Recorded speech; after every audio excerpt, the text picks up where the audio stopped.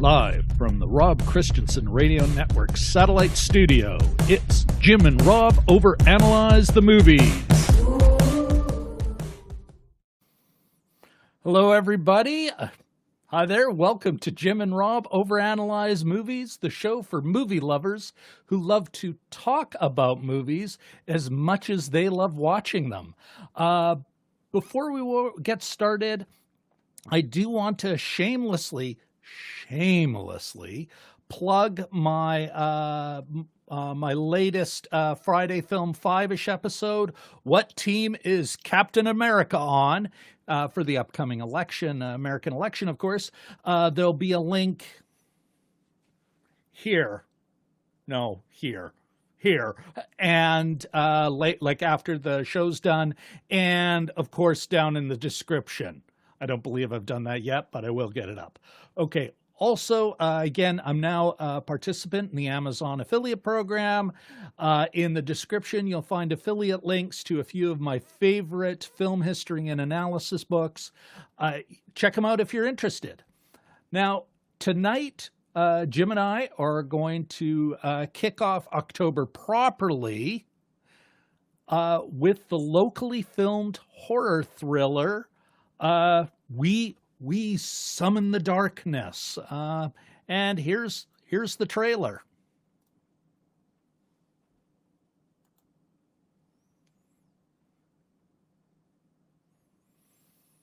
Eventually. Police came across another grisly murder scene last night. Wait, I want to hear that. The walls covered in satanic symbols. Another gruesome, ritualistic murder claimed the lives of 6 people last night following a heavy metal concert that local religious groups were protesting. This is supposed to scare other people, not us. So you ready for Soldiers of Satan? All right, let's go. Here's to a night that we're going to remember for years to come. Hear, hear. My brothers and sisters, the evil that is heavy metal rock music is unwavering in its goal to corrupt our children's souls. Girls, be careful now. There's a lot of evil out there. You don't think we can fend for ourselves? Boys! Do you want to have a threesome with us? How many more children must die in Satan's name? Jesus, Mary, and Joseph. It is not too late. Join me in this fight. Incinerate these demons and send them back to hell. I know you. I'm the wrath of God.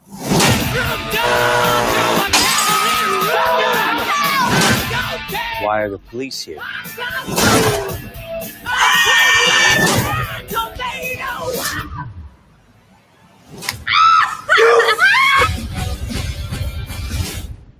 Good riddance.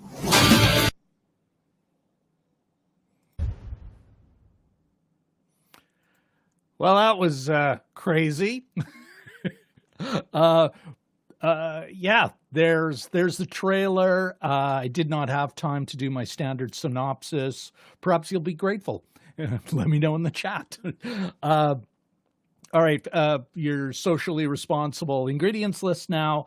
Does it earn a reframe stamp? Nope. Notwithstanding Ms. Daddario's executive, I mean, there was a million executive producers, so I don't believe she was the one who put the project together. And Taryn, I believe it's Taryn Robinson or Robertson. She was the cinematographer. But otherwise, yeah, I don't believe that this really would ever get anywhere near a reframe stamp. Is it class conscious? No. Is there any class analysis to speak of? No. But does it pass the Bechdel test? Heck, I think it kicks its ass. So there you go. On that wonderful note, I think it's that time to welcome that man, the myth, the legend, the Mr. Mustard in this burger's in this show's burger. Let's welcome my good friend Mr. Jim Chaboyko. Be gone, demons.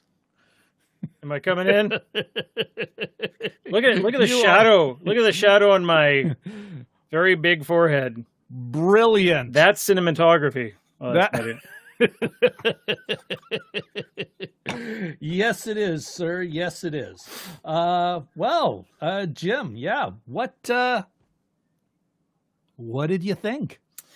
Well, I'm not like a big horror guy. Like, I don't have to rush out and see every horror movie, and I don't subscribe to what is it, Shudder?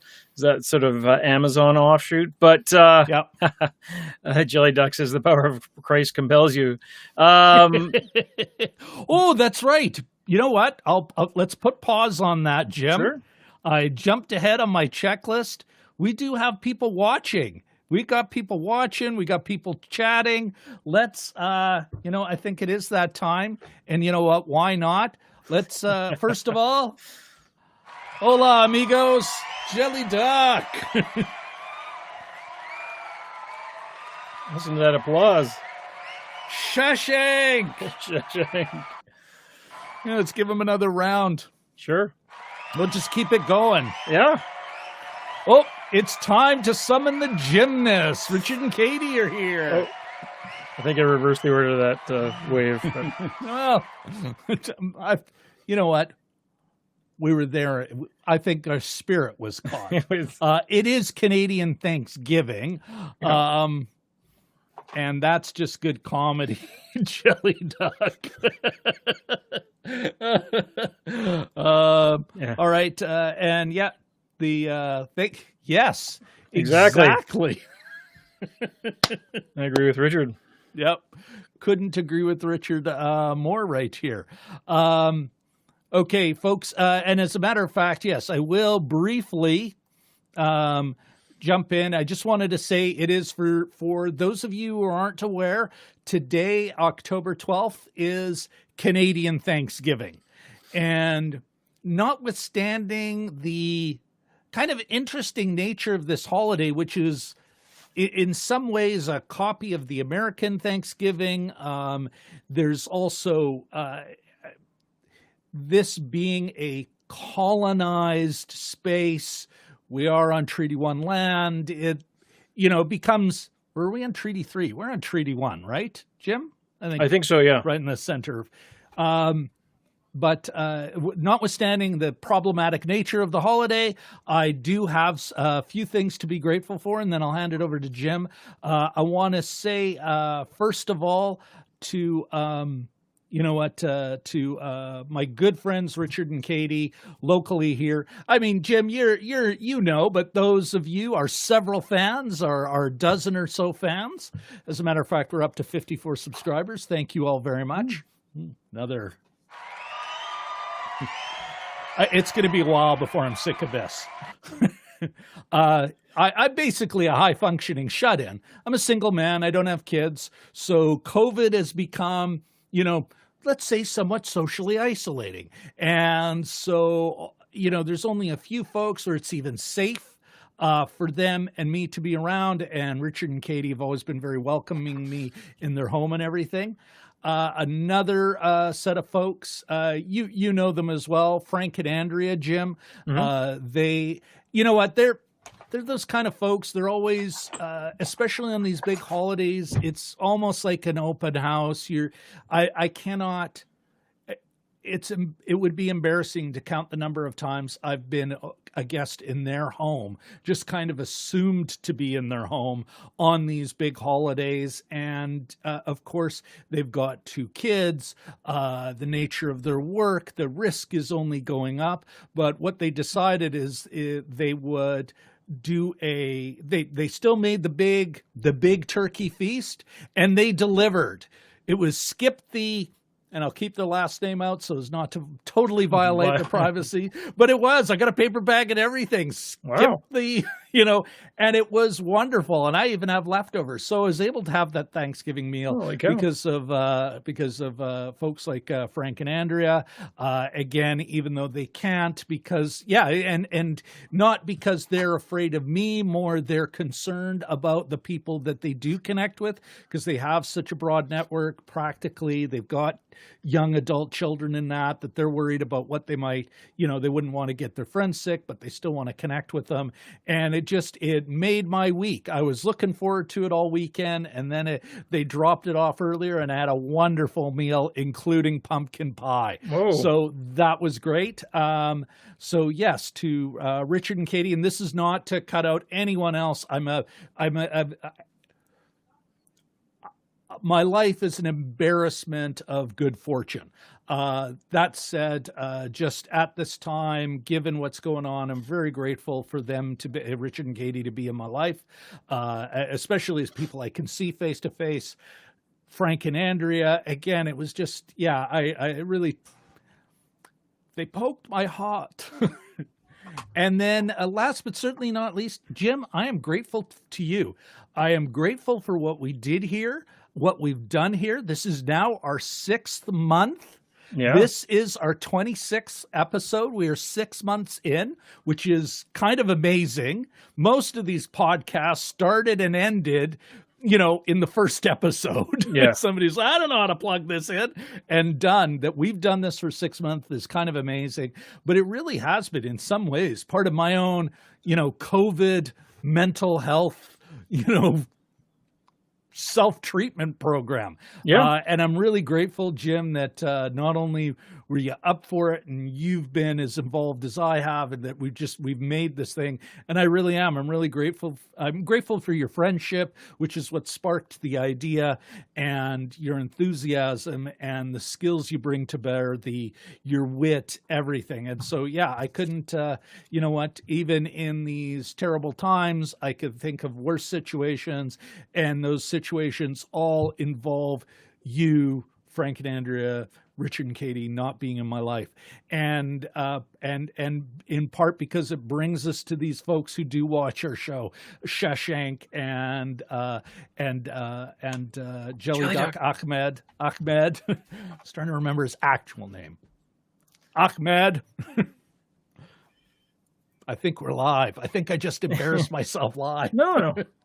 But so anyway, folks, thank you all very much. And yes, over to you, Jim.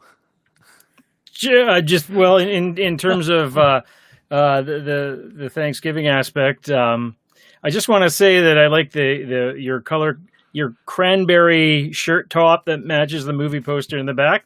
Another but Thanksgiving. Still some contrast. Yes, there you go. There you go. But no, I thank you for all the work you do. I when you said I do as much work as you or something to that effect, I sort of rolled my eyes.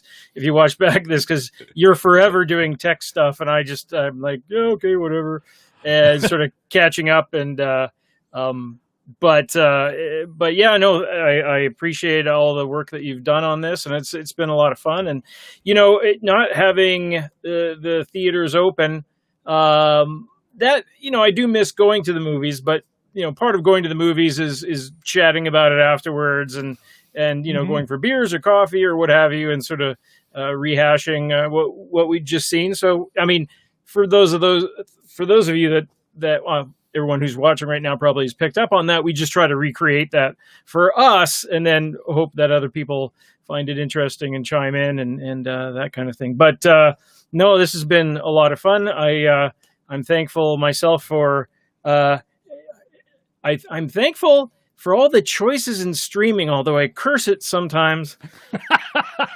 I could literally take 2 weeks off, not sleep, and still not catch up on all the stuff that I want to watch or rewatch. All the choices. It'd be interesting to see what COVID would be like if there were only neighborhood video stores. I think you'd have a remarkably different world then. Huh? Yeah, yes, this movie was Sound of Music was turned in, but we need to keep it in the chamber for another 3 days before it's safe. So yeah, thankful for that. Thankful for the choice. Thankful for this time of year too. When it's getting colder in Canada here anyway, you're thankful for your home and your sort of, especially Thanksgiving, the aspects of shelter and having a full, pantry and that kind of thing. But just thankful to my fam, and we get along pretty good. Just thankful for stuff to do. Thankful for life in Canada. Even though our rates of COVID are going up, it's certainly not like it is down there. But so there's a lot to be thankful for, and I think we all need to still be careful for a little bit, but we'll see. We'll see. Yeah, no, I can. You're absolutely right, Jim, and we are fortunate, especially and this interview will come up. But in talking to, just our neighbors to the south, and the stress level, which is only going to increase as the next few weeks go by. Yeah, we're pretty lucky. I do want to reassure Richard, who's his touching way to kick off a Thanksgiving show, and absolutely, you're very welcome for the shout out. It's almost the least I could do. But Richard, yes, it is a touching way to kick off a show, but we are talking about a horror. Now let's talk about people murdering each other. Exactly. There weren't enough knives. Exploitative, gory, with some sexual innuendo, because you can't have a horror. Let's get back to the show. And sure. Jim, tell, I give it back to you. Sure. What are your thoughts? What? Also, unless I'd emphasized it enough, I am thankful for the folks that watch and chime in with their comments, because that just makes the whole thing. It just improves the dynamic, 1,000%. So, yeah. What did I think?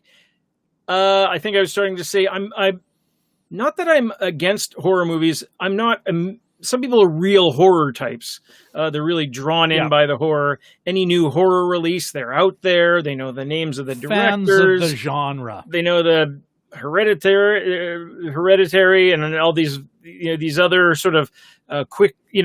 Often there's a lot of horror movies shot in Manitoba. They know them all. They know the directors.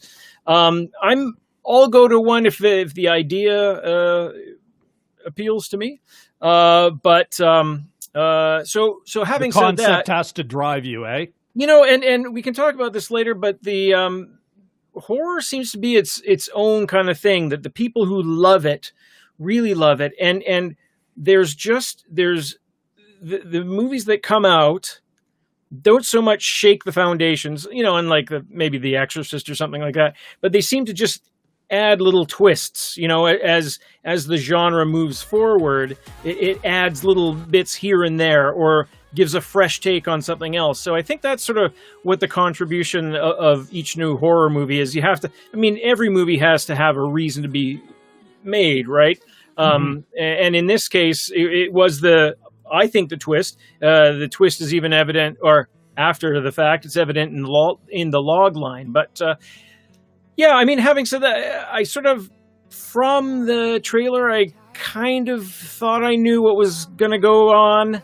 I wish I hadn't watched the trailer, but it didn't really spoil it too much. It's a quick 85 minutes with 5 minutes of credits, so 90-minute movie, I guess.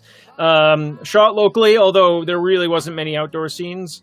But it was I enjoyed it. I wasn't overwhelmed by it, but I thought it was good. I thought the performances were actually quite good.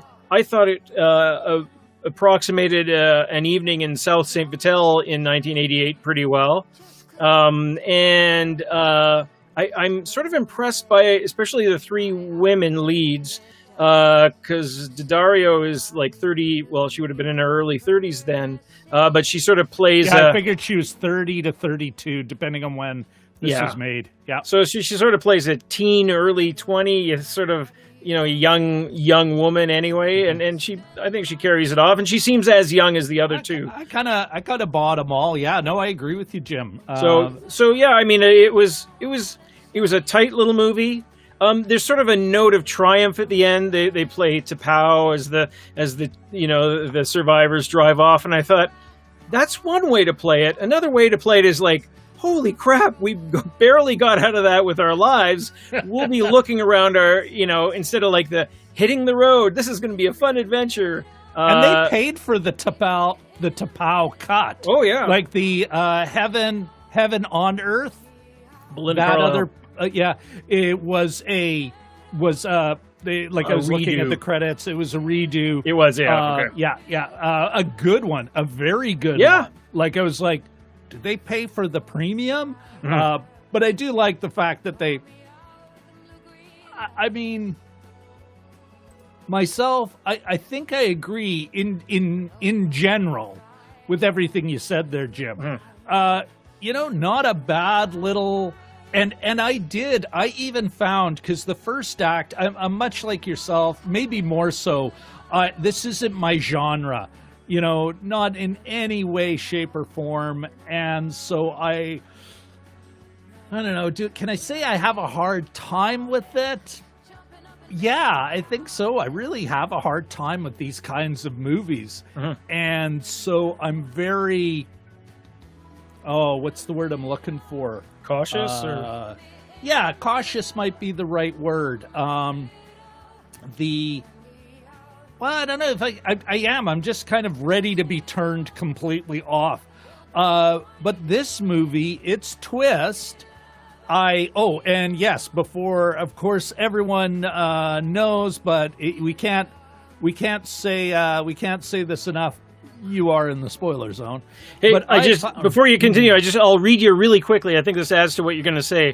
The log line from it, and it's very vague. It says, "Hey, which log line are you talking about? The log line I kind of cobbled together." Well, there's one that keeps coming up that I've seen in several places. This is just when you Google it, and it's in that column to the right side of the screen, and it says 3, and it's kind of clever actually. 3 best friends cross paths with sadistic killers after they travel to a secluded country home to party, which is not inaccurate. A nice little, Well, and what I'm going to, but I am actually going to, you're absolutely right. Although I found the twist more than that. I found the twist redeeming. Yeah. Because up to that point, and you and I grew up then, I really, what's the word I'm looking for, Jim? I found that twist, and that they paid off the twist early enough that we could kind of get into it. You know, some twists have to wait to the end. But I was like, okay, this isn't a shameless, what's the word I'm looking for here? This isn't some, you know, horrors can be exploitative, like really exploitative. And to kind of exploit the 80s satanic panic. It was a real moral panic. We grew up during it. Mm-hmm. There were people who spent, and some people died in jail because they got wrapped up in that whirlwind, and all of a sudden you like people who were convicted on the just awful evidence, awful, shameless evidence. Yeah. You know, Damage, the wake of Damage, it was very much a 1980s version of the Salem witch trials in many respects, and that they kind of played with that in a redeeming way, like, okay, this isn't going to be their actual Satanists. It's going to be something else going on here. I just want to, Shashank. Absolutely, it's been wonderful listening to all your podcasts. Amazing having found a community, interact, cross-border. Ooh, this is lovely, Shashank. Let me... Okay, I'm going to read that again a little more slowly. Shashank, absolutely, guys. It has been wonderful listening to all your podcasts and amazing having found a community to interact with across borders during this COVID period. Shashank, I'll speak for Jim here. I'll speak on both our behalfs, even though he's right there next to me. I couldn't agree more. It's been wonderful, really meeting you guys. You know. Yes. But yeah, like back to the film. It's pretty solid flick for obviously no budget. There are 20 executive producers, 7 different companies involved in putting this flick together. I know I was working in the office of film and special events at the city of Winnipeg at the time. I'm pretty sure I heard about this film. It's hard. Making movies, folks, is just hard. No movie wants to be made. There is no potential film they're going, whoa, someone make me. I'll be so easy on everyone. It's like, or if they're saying that, they're lying. And the fact that they delivered a nice little genre piece here with minimal budget, kind of shouts out to the quality of the script, notwithstanding it had some wrong notes. And Richard here says, ending piece was a bit strange. Would be about 5 minutes till an all points bulletin came out looking for the 2 survivors in their blood-soaked vehicle. You're absolutely correct. Yeah. Oh, yeah. I mean, they were like, there's some plot holes you have to let go of, given what it is. So you were going to say Richard? Or Richard? Jim. To all movie cops, please call it in. Call it in that you're going into the house. And if you, I don't know what the procedure is. If you don't hear from me in 10 minutes, send somebody. Hopefully with a long gun. Call it in. Bad policing leads to cinema deaths. That's what I have to say. Bad cinema policing leads to bad police cinema deaths. Think of the fictional children. But it is like, and that there are a couple of holes that even for this genre, it's good that Richard brought that up. There are some holes where it's like, you're enjoying. I was enjoying the film, like I did after a while. I kind of got into it. It was what it was. It wasn't as gory as I thought it was going to be. It wasn't as cruel. If I can, you get some of the torture porn ones where it's like, those don't appeal to me. I don't feel good. Like you're and it had a little spice where it's like I really did feel like some of the sexual innuendo and the sexuality we saw was a little winking at the camera. It didn't seem too exploitative. But yeah, some of the holes, like I think the last 10 minutes, I'm like, they're caught. That old man's calling it in. So much evidence. There's just there's fingerprints everywhere. Even in 1988, they did understand what DNA was. Like blood type, hair type, carbon fibers. The whole bit. Yeah, and also even old Johnny Knoxville and his shtick about, how did he put it, Jim? They're starting to suspect. It's like, you know what? Even at the end of the 80s, everyone kind of started whistling away. Like, if memory serves, Jim, and I didn't have time to look this up, but if memory serves, Jim, I think, and maybe Richard, maybe you can speak to this, but I gotta say, there were like locally organized seminars, but they brought people from outside in to talk about this menace. Some American cop, brought in to talk to the locals, and what about the children? And it wasn't until I want to say Tipper Gore, Twisted Sister and Tipper Gore. That weird, because what did you have in the 80s? A weird kind of mush of the moral majority, and left-wing, like Andrea Dworkin, like left-wing anti-pornography activists, and the way they kind of fed each other and fed into this panic. Well, at the same time, we were learning how hypocritical televangelists were, and really had a mush where all of a sudden, the end of the 90s, it's like, or the end of the 80s, everyone started whistling like, I wasn't a part of that. Yeah.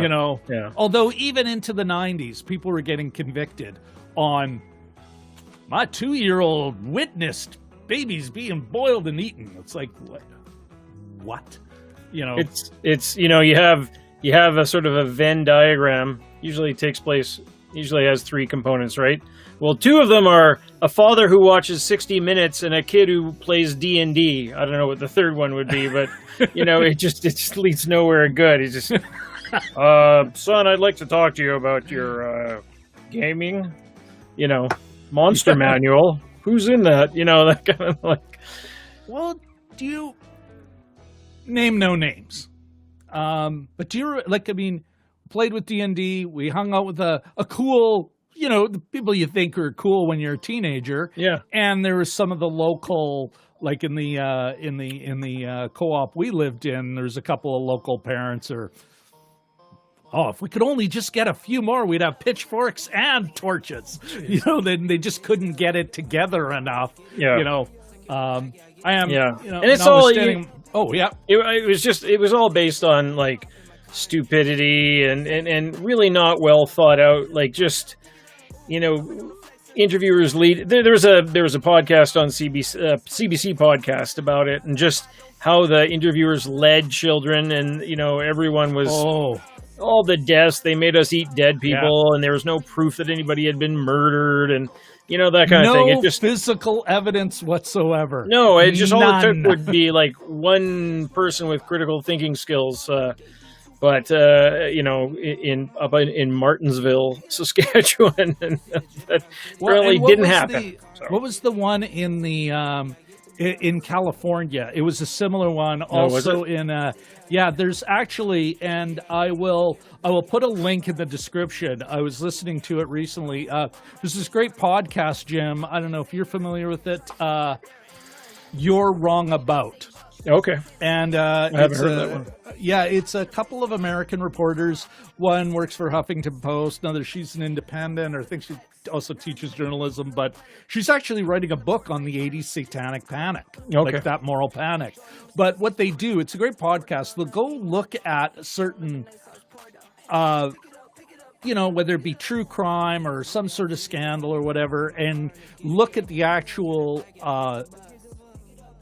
reporting of the day. They may interview people, but they really look at the reporting of the day and kind of say, hey, how everyone remembers this, that's not the way it was being talked about. There's so much of that so much grist for the mill. Yeah.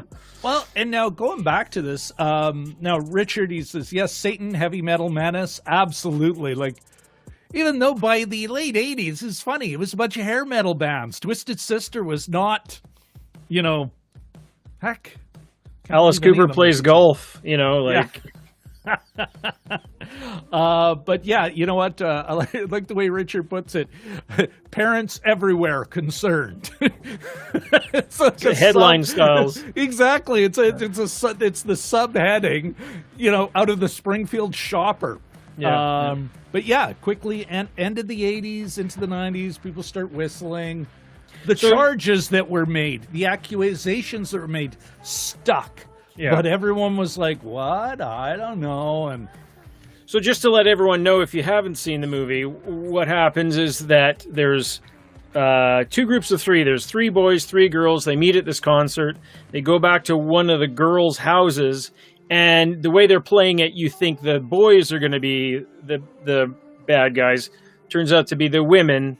And then another twist is that one of the girls, her father is this evil preacher, this evil and all 3 girls televangelist. Were part of the same church. Yes, all 3 are in cahoots. So and they're not Satanists, but rather they're trying to spark satanic panic by murdering people at the behest of the televangelist played by Johnny Knoxville to sort of drive everyone. An out-and-out criminal. Like he's really just as a hustler. Drive everyone into the church's arms, basically. Which is there's several twists in there, and there's several sort of that's kind of an interesting. Maybe it's been tackled before. I haven't seen it, but it's kind of a neat, kind of a fresh take. And redeeming. Like I did because I've said it before, but I love to repeat myself.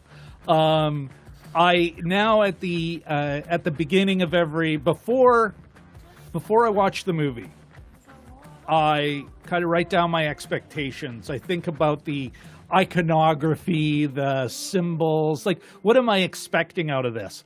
I missed a few. I saw no Trans Am. I didn't see a Camaro, nor did I see a Chevette. Well, but I really would have loved to have seen a Chevette. But the Chief Cherokee, it's like, yeah, that was a late 80s thing. Like, okay, I'm buying that. What was interesting, though, I'm like, I was like, Johnny Knoxville, he's going to be a send-up of the evil hypocrite priest. They didn't really make a send-up of him. He wasn't quite as, he wasn't quite as send-up-y as I thought he was. No, but I was was just like, slimy. I did, like, even watching, I'm like, it's going to be Jesus Saves undercover cultists, cute boys. They got to be in a band. Of course they're in a band.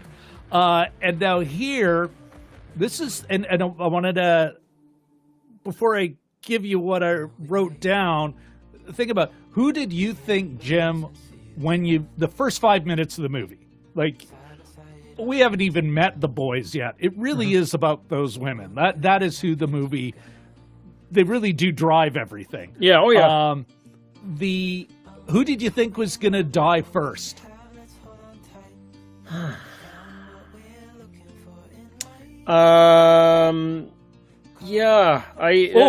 won't say anything until everyone. That's for everyone who's watching as well. Like in terms of the 3 women. Like in or terms just of characters. 3 women, but I thought they were going to go on a bit of a ripper, and things would come to a head at the end. When the 2 were wrestling over the gun, I thought one of them might accidentally be shot then. But to answer your previous question, the first 5, I actually, that's a good question, because I do think of things that way.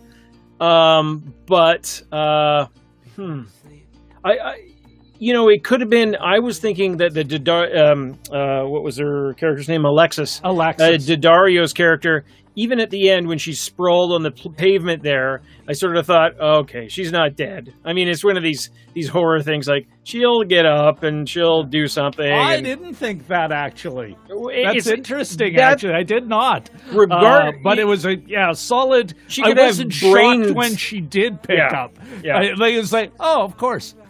Yeah. It's not, well, it's such a horror movie thing. It's such a horror movie. They even do it in Die Hard, right? I mean, it's like, guy's totally dead. Wait a minute, he's not dead. You know, and it's that sort of like, I don't know, shot chaser idea, I guess.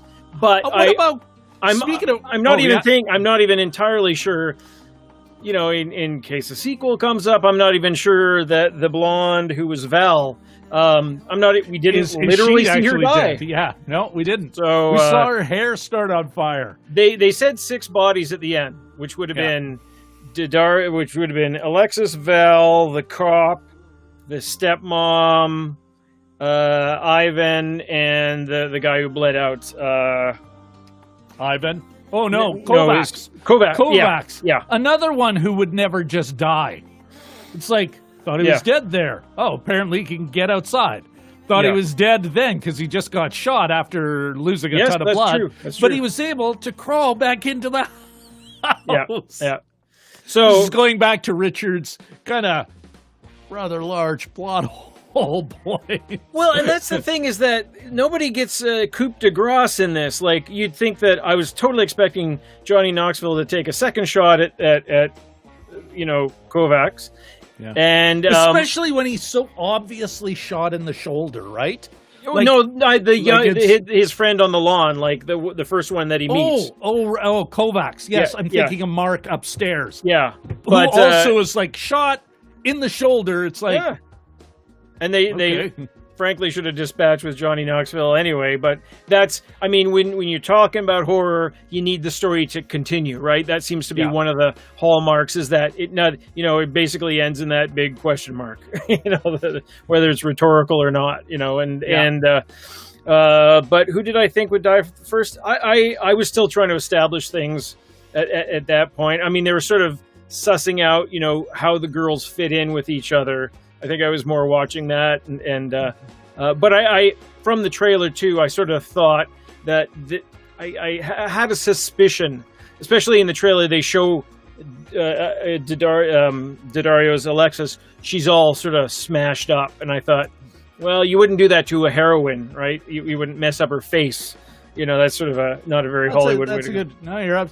Well, for myself, I kind of like initially it was like, okay, Daddario will be the hero and that.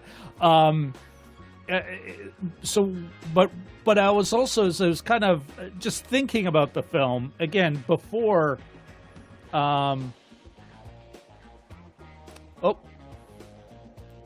Richard just made a good point here. The bad guy getting back up in the script is one way the movie prevents us from feeling compassion for that character. I'm assuming that's like it certainly, Richard, are you saying, because I know for myself he just added, right to their last gasp, yes, and it also allows the hero to kill the person because you have to. This person cannot be stopped. Not just they're bad to the last gasp. If you don't, they'll just keep coming. I thought one of the great moments was at the end was just the sort of the tracking that trail of blood all the way up the driveway, and that's one of those things and I've discussed this with my wife. The antagonist has to know they're being taken out, sort of mid takeout. They have to know it's coming, and that would be. And then they showed the grill of the car, which was just blood and hair, and I guess and going back to Richard's point, apparently you can just keep driving around, toodaloo. Yeah. Although, mind you, out in the country, they could have just assumed you hit like a deer or something. It wouldn't be the first time that. Heck, I can't believe it. I'm born and raised in the city of Winnipeg, and I have hit a deer on the highway. Busted the car even, What happened to the deer? The RCMP, it was hilarious. So first of all, the RCMP, everyone who came by to stop, see if we were okay. Yeah, we're okay. They go, ooh, regarding the deer. Ooh, that's a trophy. Like it had antlers. Oh my. That's a trophy. Awful expensive way of hunting. It's like, geez. I am an urban kid, and I'm like, I thought I just killed Bambi. What was its name? when we went back, like, I mean, we got a lift into town, then we had to go back. Animal was gone already, and not like some local went, ooh, that's meat. Heck, it's still warm. We can just, so somebody was enjoying venison steaks because of my epic hunting skills. Okay, where the hell was I? It's funny, as they're walking up the drive, and I was like, wow, this is a lot of blood. And I'm rolling my eyes. And then I'm like, no, there's, crime scenes can be incredibly bloody. And then I remembered, actually, a lot of times they aren't. Like one of the holes I thought in this movie, again, and for any of you watching, they were just going to kind of pick on the movie now. We will for a while. One of the things was like, wow, one stab and you're dead in this flick. They're good at it. Like, I mean, it's just every time.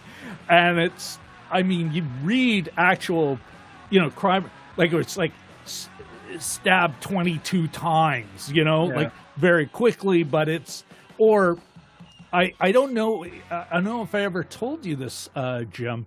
I had the terrible misfortune. The misfortune, except for the poor victim, this kid, me and a friend find this kid on the sidewalk just outside of the downtown Y. Some kids had run by us. We walk up. Oh, there's this kid. We're both, we're like, oh, I call the cops. I say, hey, this is what's going on. They're saying, and then they start asking me questions. And I'm like, my friend, meanwhile, is, what should we do? Should we do this? Should we do this? I'm trying to manage two conversations here. And there was a kid lying there, you mean? Like there's a kid lying there. Okay. He's breathing. Doesn't look well, but at the same time, it's like, you're not seeing anything, so I am. I'm saying to the kid, you're going to be okay. You're going to be fine. All the first training I've ever taken has been reassure the injured person. Mm-hmm. Keep talking to them. Keep reassuring them. But I also was like, most of the time these things happen. You call the police. You call, Anyway, a cop or downtown biz, like their posse roll by. It's like, okay, you can deal with this now. Me and my friend have lives. We don't need to stick around anymore. You can hear the sirens. Great. I leave. The next day, I find out my diagnosis was incorrect. He died. He died that night. He was proclaimed, I think, if memory serves, he was proclaimed or declared dead at the hospital. Violent death, stabbed, but bled out internally. Like, that's a thing. Yeah. So, it's one of those. And then someone's, remember that kid, that poor kid, Yeah. Oh. Needless to say, I call the police back. Hey, I really just thought he wasn't well. I don't know, he was sick or drugs or something. It's downtown. He's literally lying in the middle of the sidewalk. Yeah. Jeez. So. Well, good night. So glad I brought this up. But your point is that not every... It's not bloody like that. It can be, but yeah, it's well, at the same time, what do we know what we're getting into with this movie. Yeah. And I think the genre expectations are there better be blood. Yeah. Not there will be blood, there better be. Like, no one wants to see it act. Oh, yeah, the stepmom? I could see that they got the big guy, Ivan, in the jugular. He was the first to die. So, but it was funny because even then, not that you're going to I find the medical portrayals of wounds in this movie inaccurate. Less than adequate. Yeah. But I would have thought there would be spurting, but it seemed to be that sort of that draining kind of thing. That was just even the guy's arm wound was just sort of like draining in the same way. But it could also have been their special effects weren't quite. I suspect so. They were hoping for a big spray and it didn't work, and it was like, well, we're not reshooting this. It's That's the way he's dying. I want pancakes. Let's get out of here. The stepmom died ridiculous. Like, it was just like, poke, oh, boom, and then she was down, right? Well, I mean, that was kind of a that's when I wrote one. it down in my notebook, Yeah. Jim. I was like, one stab deaths here. Like, Yeah. I have stepmom died too quick. Not even, yeah. But, it was, anyway, yeah, I was going to say something else. Oh, Ivan, played by Taylor Swift's brother. Because he Who was an also executive producer. An executive producer. He was an executive producer. Everybody was an executive producer almost. Yep. And so that was his in. Yeah. Okay, that's interesting. Not that the kid, I thought, I agree with you that no one was bad. They all did what they needed to do.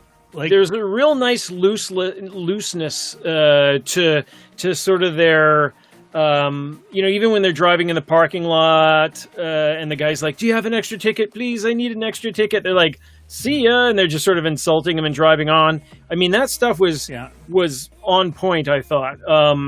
There was a lot of little asides and little jokes and little, like the way you put that, Jim, loose. Yeah, there was, and if you heard some of it might have even been that it wasn't scripted, but there was little things here and there, and I thought, this all feels authentic to me, like that.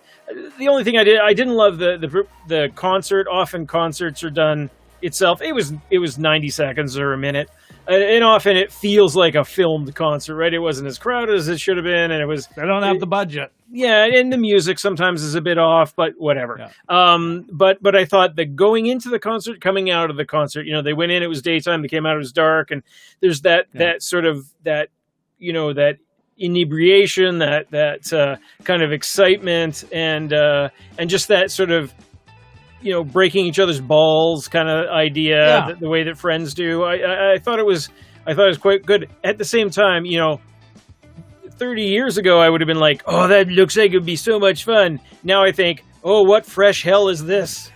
I'm like, hanging out with these people all day? I don't know. You know what? I'm going to... Okay, first, well, I'm going to put it out to of the folks watching. Okay, Richard agrees. From having grown up in that era, he's of that vintage, of our vintage, Jim. He thought it felt authentic. I do want to talk about some anachronisms, especially in the context of our show. Mm-hmm. But what I did want to, and I put this out to Katie. And any other women that are watching and can give us some feedback on this, is like, I did feel that first 5 minutes kind of, it's like, okay, I'm willing to give this movie it bought a huge amount of slack from me. First 5 minutes, these girlfriends felt real. Yeah. It, even with the played by Amy Forsyth, the Beverly woman in the back, Beverly, thanks, the new one. Yeah, she felt. Yeah, and I was even saying, okay, how are you going to do this? Is it going to be? I mean, it is. Is it going to be Alexis? Because she is the name. Even more than Johnny Knoxville is not drawing them in. She's drawing them in. This is the only reason this movie got made. But so it's like, maybe she's the hero, but you look at her on the poster, like even the poster marketing and that, I was like, well, we'll see. Then I was like, well, maybe Amy Forsyth, is she going to be the one? Because I really did. It's like, in most of these movies, you got the slut dies, the virgin lives. Yeah. And so I was like, and I did write this down because I was kind of going, yeah, is it going to be, are they going to nod at some of these tropes and then subvert them, subvert and invert. And again, like, I mean, after a bit, I'm like, I do think that the movie laid a fair bit of its twist or the who's the actual bad guy on its sleeve, and that it's like, you know, she doesn't know who Judd Nelson is in 1988. Even a nice Christian girl, especially those, like, I mean, Alexis swore way too much. Yeah. You know, to be a woman that, oh, I came to this later in life and I picked that all up on the street. No, you knew it. It's like, so I thought that was a little much. And then in the thing, and she's obviously lying about her first heavy metal concert. And so it's like, okay, you're the bad guy. You're covering for her. So you guys are the wolves in sheep's clothing. Yeah, you know, which kind of fit my expectations. Like one of my expectations at the beginning is it going to be, it's the, and I'm going to say it this way because I think it works within the film. The Jesus freaks. I don't mean that, you know, it's. Not that everybody who worships is a Jesus freak. Or even those that may be pejoratively categorized that way are, you know, are deserving of that pejorative. I'm just talking about within the film. You know what? So how about this, though? I mean, on the anachronism side, and that's why I've been leaving Richard's thing up, like, I thought the sets, except for the big house at the end, like, it was so, yeah, that's an aughts McMansion. That's a late 90s or into the noughts McMansion. Other than that, though, I think it got the set dressing right of the era. But there were some anachronisms where it was like, are you counting on people who didn't grow up then? Or you must be counting on, and I want to pick on the woman who, the stepmom. And I thought about, I'm not saying the big shoulders weren't in, that pastel wasn't in, like the hair and everything. Everything was in, but they just dialed it right up. You know, like a big walking symbol of 80s. Cocaine and... well, even, like, I mean, that's an even a later one, especially snorting the cocaine through the rolled up money. It's like, okay. But her whole dress, we watched... One of the things that I still remember and still am grateful for when we watched 16 Candles is they're like, oh, well, that is the fashion, and it's not as extreme as we remembered it. It's not as over the top as we remembered it. It actually has, like, we're still doing some of that stuff now. And so when I see her now, when I see these, you know, neat teens representations of 80s look, I kind of, no. Even the leather jacket Alexis was wearing, it's like, no. The jean jacket I totally bought.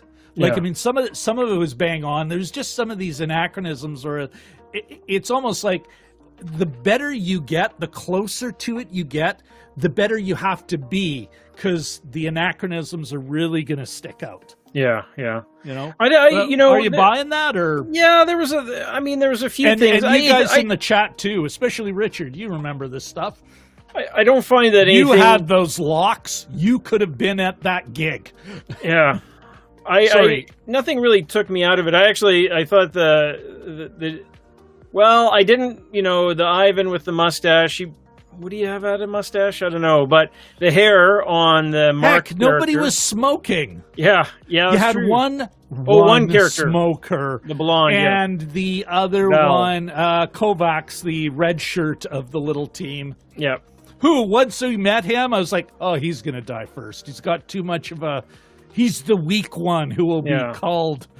Although Ivan didn't die. Oh, that's right. Ivan died first, not Kovacs. No. Well, Kovacs was stupid as well. I mean, it was Marc was sort of the leader of it, right? He was the smart the competent man, the smart and resourceful one who knew to sort of escape and when to escape and to, you know, get away from the door and use a cord for the tourniquet and things like that. But, you know what though? But back to subverting a trope. He was the smart girl of the group. Like, yeah, those three, like you pegged on it earlier, but I'm going to make it bald, straight up. They were the girls to be rescued. Yeah. You know, that's a good point. Yeah. Whereas the women were, you know, very much, and even the way they got on each other, but they were the drivers of all the action. There's the team that falls apart, and in these you've got, these three girls. You know, and I don't mean it pejoratively. I mean it within the genre. You know, it's like, oh, there's one who's like, I must save my friend, and I'm going to protect him, and you know, try and think through the problem. Because one of the things that I thought was a bit of a plot hole was it's like, this is not an. Yeah, the second a guy has some physical advantage, the guy's going to win the fight. You know? Yeah, there was a... Whereas here, no, I mean, even though... They were equally matched. Marc cranks them with that pan. Yeah. Which is very much, again, if we're talking about flipping these tropes, inverting them, I could see, you get hit by something and, ow, damn it, I got this mark, and, you know... But then they're trapped in the room, basically, hooped, and have to use their brains to stay in. It's not just in sheer strength. Even when, which I thought was funny, it was a good bit, when Val, I'll just push my way through. Oh yeah, and she hit all 90 pounds of her, and you know, they all had chops too. They all, I think the Amy Forsyth had a little bit of an adult Abigail Breslin thing going on. Not exactly, but sort of. I thought Alexandria Daddario was, you know, up to the task. I mean, she was the lead basically, and I thought she, you know, did it with aplomb. She was sort of like equally didn't seem selfish either. Though, as you know, sometimes you see that selfish actor trying to own the scene. You know? Yeah, I mean, you have to think too. What was another one? Get Out. You know, it was the lead villain of Get Out. You've seen it, right? Jordan Peele's movie. Oh no, I haven't. Oh, okay. I have not. I am very familiar with it. I think there's so much comment on it. Yeah. I'm aware of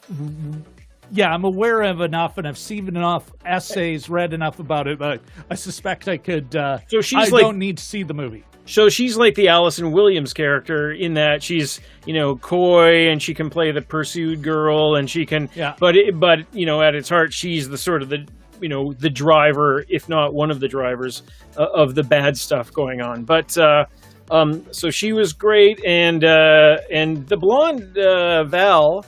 I keep on referring to her as the blonde Maddie Hasson, I think was the actress's name. She was great. I mean, she did it. I think her jeans should have been given a billing because the director couldn't keep the camera off of them. But I you know, you were saying earlier about sort of showing them in a certain light. If anything, I think she was shown as the, you know, the camera sort of lingered on her a lot, and so yeah. And again, going back to I'm not sure, like I thought, again, back to an anachronism. Yes, there were tight jeans in the 80s, but I was like, not that torn way. Yeah. Not that torn way, not that. And also, it was like, no, those are stretchy jeans. It's one of the reasons why this fat butt can get still into 34s, because Joe Fresh has Relaxo stretch. Whoa. Compla brag. Comfortable. Oh, this is not this is more like wow, Joe Fresh, I am a lifelong customer, because I can legitimately say, I can still fit in 34s. Not 1980s 34s though. That was more, I was like, I thought that was a little like, in many respects, I think her and Daddario, the Alexis character, they were a little And again, that jacket, I don't see that coming from the 80s. Although, mind you, maybe some costume designer will kind of stumble on her thing and go, no, that's here. Let me show you all this research. And so some of it I'm even going on my own memory. But the one I thought that I bought the most of the three women was the Beverly. Was Bev. Bev, yeah. Yeah. Amy Forsyth. Well, she had that sort of the curly, wet look, you know, the really almost overdone curls and that kind of thing. But yeah, no, I thought they all held their own. I thought that, you know, she's the Canadian of the three. She's the Canadian actress, shot in Canada. I just sort of made a note here, spot the Canadian actors. And so, you know, the shopkeeper who appears on the trailer, it was Harry Nelkin. He's done tons of Rainbow Stage and what have you, MTC and Fringe. Seen him in a million, produced in Manitoba, made for television movies. Yeah. But it's funny, actually, because they're bringing in so much talent from outside. And it's such a small... Like, again, they actually... It was funny. Early on, what are the weird things that I notice, right? And we're going to come back to Katie in a second here. Or comments on the screen. Just want to keep it on so I don't forget. But when they're driving back to the house, because that's the... I mean, it has kind of a weak act structure. Like, there's not really many, and this is where everything changes, and we're into the second act. It's like, well, we know that's where they're going. The only surprise is we get enough information to go, this is where the horror part starts. You know, when she's, come to my dad's. It's right nearby. But as they're driving back, you actually see... I think it's called barrel distortion, but it's a distortion in the lens. The lens is too wide, and so you see you'll see weird curves on the sides and that. And you actually see where it's not curved because of the landscape. It's just, that's not right. You know, there's a weird kind of thing. And I wrote down, I'm like, I can't say that's bad cinematography, though. Is it not bad? It's just, it's a cheap movie. And I'm not in I don't mean this in a bad way, but it is a cheap movie. It's cheaply done. It's they're not spending $1 zillion. You know what? The woman who was the cinematographer, she was like, oh, this is what I got. You need that shot. Okay, I'll go send him out with this kit.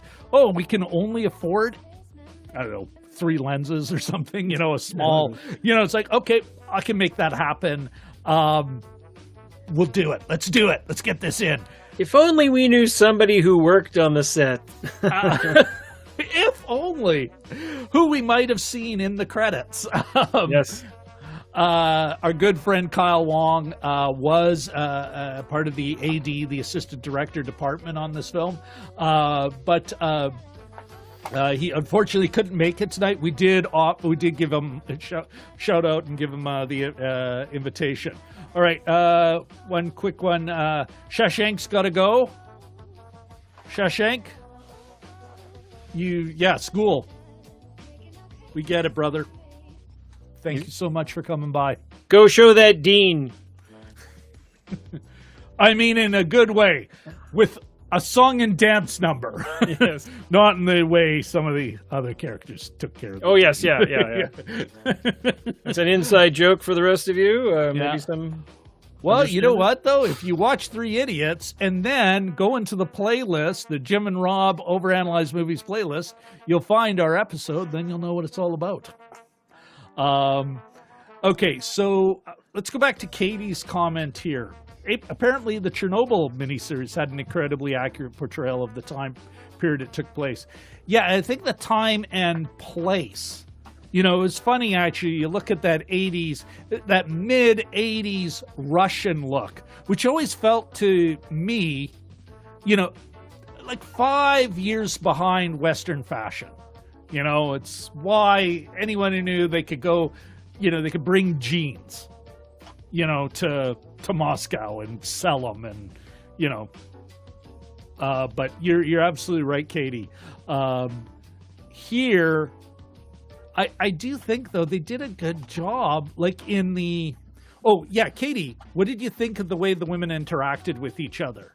You know, throughout the film, but especially at the beginning when we're just getting to know them. You know, from you know, was there any overtly gendered thing? You, Jim...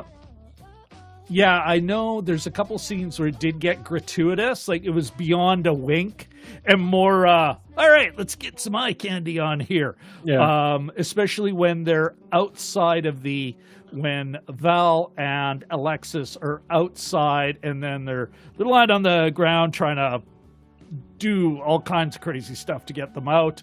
But then there's the moment where I'm like, okay, this is a little pornographic, They're thinking about their 14-year-old teen boy market. Yes, yeah.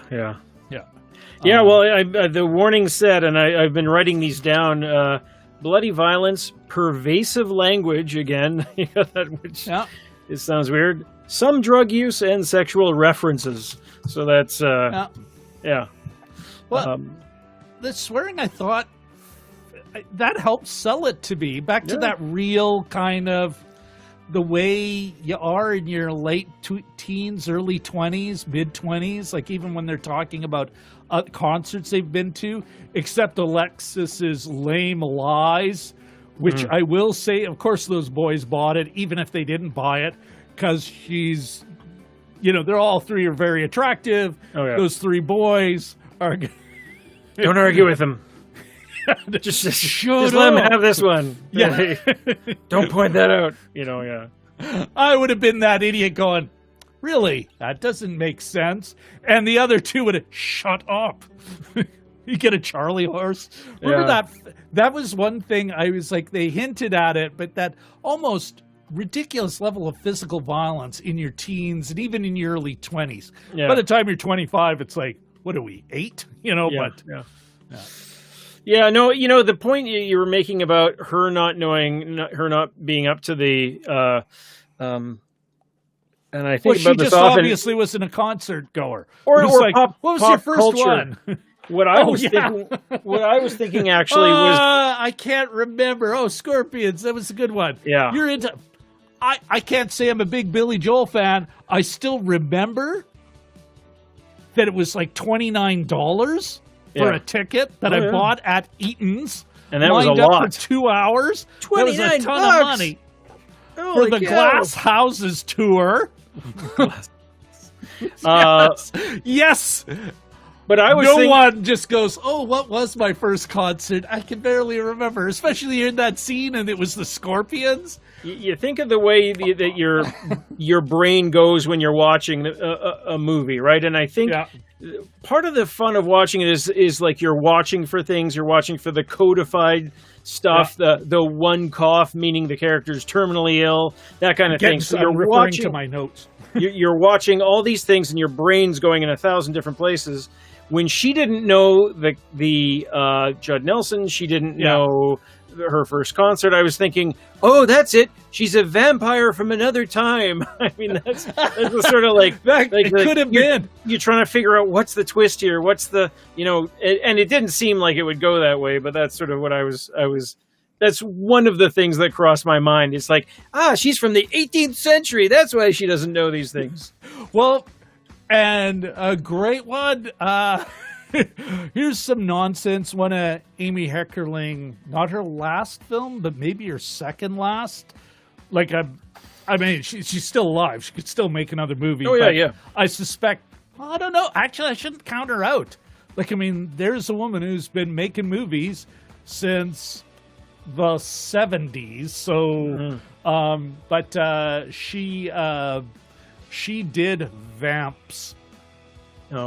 Oh, what a terrible, and it had stuff like that. Because, of course, Alicia Silverstone is a vampire who was born in the either late 18th century or early 19th century. She's been around for a couple hundred years. And so she's constantly, with a friend of hers who's been around, making these ridiculous references, except it's like, well, it's not like you missed it. You weren't transported into the future, you grew up doing it.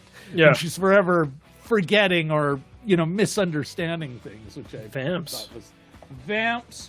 Her and who's the woman who played the Jones, kind of a Marvel third tier. Jessica Jones. Jessica Jones. Yeah, what's her name? Anyone in the chat? That would be awesome. Richard is saying maybe the vampire backstory comes out in the sequel. Maybe.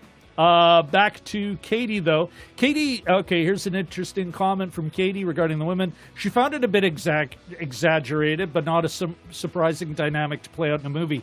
So, Katie, are you saying exaggerated, but still you'd buy these three as women? Like, the way they talk to each other, it didn't sound like, only a guy would write that. No woman would ever write that line for a woman. And otherwise, it's just exaggerated because, we're watching a movie about satanic cults. And, Kristen Ritter. Thank you, Kristen Ritter. So Alicia Silverstone, Kristen Ritter. And Kristen Ritter never gets it that her friend isn't just 10 years older than she is, but 160. It's like... Yeah. I should say, I was going to say, just when we were talking about sort of, religious types and pop culture and that sort of thing, I used to work at, what was it called? It had a very simple name, the Barbecue Restaurant downtown on Donald, which is right beside the Met movie theater. Oh, yes! And for those of you who don't know Winnipeg, the Met is one of the big movie playhouses. It still exists. It's a glorious old movie palace. But I love the way you say one of the movie places. Well, no, it was not your single. It is your single screen theater. It wasn't one of those multiplexes. It's a beautiful. Until later, they made it. Remember, they made the upper screen. They ended up splitting it, just gross. like they did with the Capitol. When you worked at the barbecue restaurant on a Saturday night, though, you could smell the popcorn coming through the walls. It was kind of neat, but they were religious, so they always had they're born again, and they always had groups, musical groups that came in on the weekends and played Friday and Saturday. And some of the staff that they used to clean the place afterwards, they would come in. There was two kids and their dad, and they would come in at 1 a.m. After we were just about to check out, and they would do a deep clean basically every week. Okay, yeah. And we would talk to them for a little bit. We'd have a coffee or a hot chocolate and sit and chat before we left and they started. And these were two guys whose parents only ever let them see one movie, and that movie was E.T. And they said they were bored. They said, we didn't care for it much. I'm like, okay.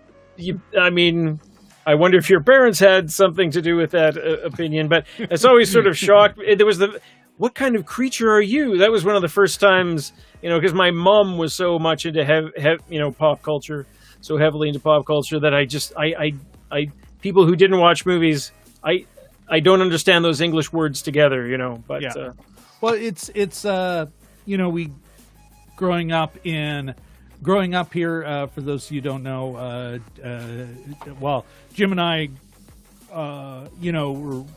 myself, my whole, I was born and raised in Winnipeg, a tier 2, tier 3 city, several 100,000 people, but we really are in an agricultural province, or let's say it's not all agriculture. Manitoba's a big province. You can put all of England in and rattle it. That said, the southern part of Manitoba is very agricultural, and there are significant parts of Manitoba Hutterite religious colonies. You still have some old school Mennonites out there, anyways, but I think the way you talk about it, Jim, reminds me of, when you'd see Hutterite kids in like the Kmart. Yeah. Like place that. Or something. And it's almost like you're just like, wow, it's like you're seeing someone from the moon. Yeah. And that's no, more just describing, you're a young teenager or young just adult, like a different you world. just you haven't been out in the world enough. Katie she chimes in. She thought there was some stereotype in there. So, good to know. This is, and thank goodness, Katie, you're willing to chime in on this stuff. Because otherwise, Jim and I would be like, well, we're all human beings. I think I know what's going on there. It was perfect. What woman could have a problem with this? Which also reminds me, Katie and I did have a conversation regarding last week's movie. And for those who remember... What was it again? Oh, look at this. Katie is acknowledging that it could have been her circle of friends. But let's you know what? It's terrible to have one woman speak for an entire gender. But at least we have one. But let's. I want to go back to Freaks. Freaks, you're one of us. Katie and I were again back to her uniform and wearing the uniform to the club. And Katie and I were talking about this afterwards, and I was kind of saying, and I'm now like literally, I am literally 50-50 on my opinion on this. But I think what's important about it and why it's so great that everyone chimes in on these things, because it really does force you and I to actually kind of give another thought about our opinion on this stuff, right? But I was thinking about this afterwards, and I even called Katie and I said, you know what? I'm going back. I actually think it makes sense. In part, you even look at the poster. They're all in a uniform. You've got the young Elmar, who becomes kind of the junior villain, and he's obsessed with how should he look. Mm-hmm. His uniform. He wants a uniform because he wants everyone to know he's there to kick ass. Then you have... what was his name? Not Kurt. That was the son. Marius, Marcus. Whatever his name was, his real first name, Votan, was awesome. So Votan, but the hobo. There he is, looking like a hobo. And so Merrick, thank you. So her in her work uniform, it's what she left the house, how she came home, everything. I'm like kind of going, no, I think they had a point with it. The filmmaker had an intention. And then after I hung up with Katie, I thought about it some more. And I was thinking, it's like, but regardless of the filmmaker's intention, if it takes audience members out of the movie, and at least at that moment, like Katie, and somebody else is looking, it's like kind of going, that never happens. And it takes you out of the movie. And a filmmaker only gets so many of those times before the person's just, I'm not paying attention to this. It sucks. I will say this, though. My work in fast food, as a teenager, and then later on as an adult, one of those crap jobs between jobs. This is before you and I ran into each other again. And adult, like grown-ass adult, if they're in their 30s or something, they've got kids, they're just, they put a jacket on, they show up in their uniform, they leave in it because they're like, can't be bothered. Doesn't have, they just can't be bothered. And if you go home, you're home. Yeah.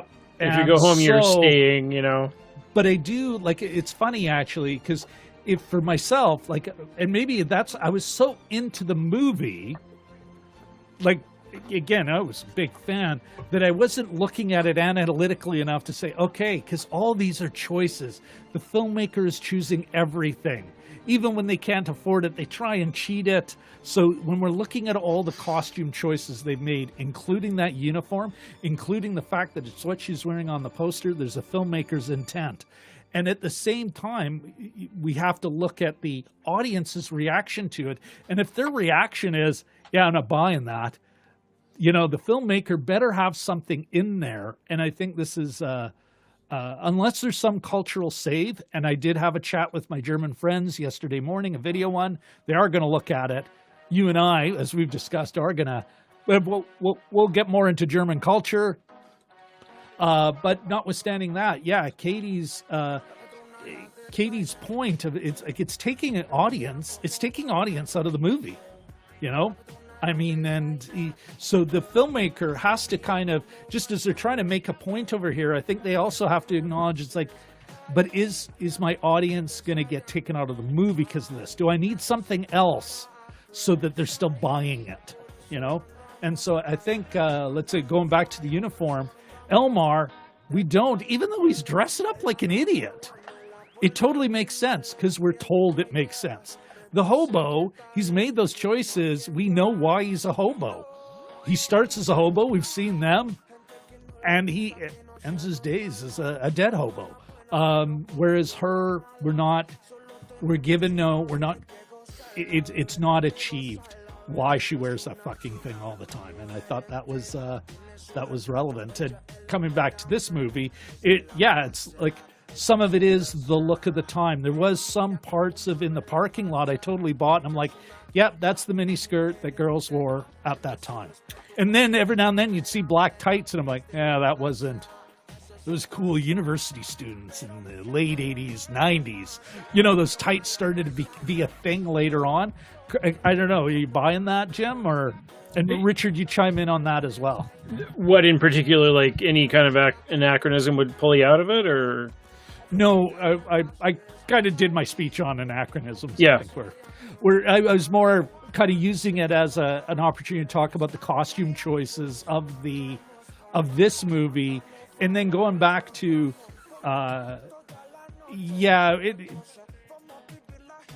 there's costume choices for Alexis and for Val that, they are setting up a real character that we've got to buy in a time. A heavy metal look, a big rocker, almost into hairband look. Later on, we see it's okay. That's just. I think it was like you said. The pants should have gotten a credit. The jeans should have gotten a credit, and so that's the filmmaker not saying anything other than just providing. Here. Now the male gaze, exactly. Yeah. It's like I think someone on set likes you. That's like the 9th shot of whatever. Well, but it's almost the creepy producer coming up to what is her name, Maddie Hasson? Yeah, I think that's her name. Coming to, so are you game for this? It's like a couple of guys and we're gonna go out for some Chinese after. Do you want to? We can discuss some of the shots. She's game for the scene, and then after. Wonder how game she is. How creepy Harvey Weinstein did it get? Yeah. So anyway, we say that in a non-legally binding way, joking way. Yeah, but, Unless it's like a bad. It's an even creepier The Big Bang Theory episode. None of the shots, none of that. The choices sort of took me out of it. And I recognize that they probably weren't entirely. I think if they were all wearing acid wash jeans, it would be pretty disastrous. And I think even I think maybe some of their looks were sort of a pastiche of current what's currently available and what perceptions of 80s culture that then the Maddie Hasson's Val character, it's almost like she was trying to pull off a little bit of a Marilyn Monroe thing she did a lot of what I call hair acting and did it very well. Yeah. Oh, but whipped it around a lot and even her even then, like, remember I sort of probably not with the hair metal, but you either had the big hair or you had that Sheena Easton cut back then, right? Yeah.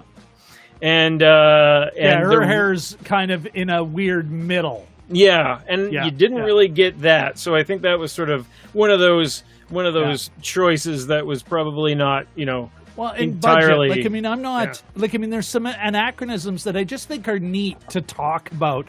Not so much because this, in part because I'm out. Going back to my cinematography comment where I'm like, I can't call it bad. It's they obviously don't have $1 zillion. If this is the cinematographer's Roger Deakins. I mean, like, well, what the hell, man? You know, if it's a budget of $70 million, who's owed money? You just, this thing oozes. They put a budget flick together, you know, like it's almost like a pass the hat operation. Well, maybe not that bad, but Deakins maybe recently. We have not watched a Deakins movie yet. Okay, not yet. But they come up. Yes, for us, I think. Yeah. If it's a big money kind of thing with a big name, Deschanel, Caleb Deschanel, or, you know, one of those superstar cinematographers, you know, then you can call it shitty, or you can really, well, what the hell was that RD choice? No, I think everyone, the costume, the props, the sets, you know, within it, I thought they did a really solid job for an operation that did not have a lot of money. It was confined. I'm going to push back on one tiny little detail. There was a Trans Am, but I think we only caught a glimpse of it. I went back to look because it's my cousin by marriage's Trans Am. No way! Oh, Jerry. Okay. Jerry. Jerry had a Trans Am in the movie. He shall remain surnameless, but in case he doesn't want that known, I don't know. Rightly so. But they use his red Trans Am for the parking lot scene, and I actually watched it. And I'm gonna go watch it again. Real quick, I want to see that Trans Am. There's almost a drone shot, as not immediately. It's either right before or right after that guy asks them for the ticket, and they're sort of pulling in looking for a parking spot. And then there's a high shot, and you see the back end of it. So just in case Jerry's watching, and I didn't defend his car, that's my. I'm glad you did, because I did. I was like, even as I was writing it down, as some of us says, well, is it hope? Am I just being hopeful?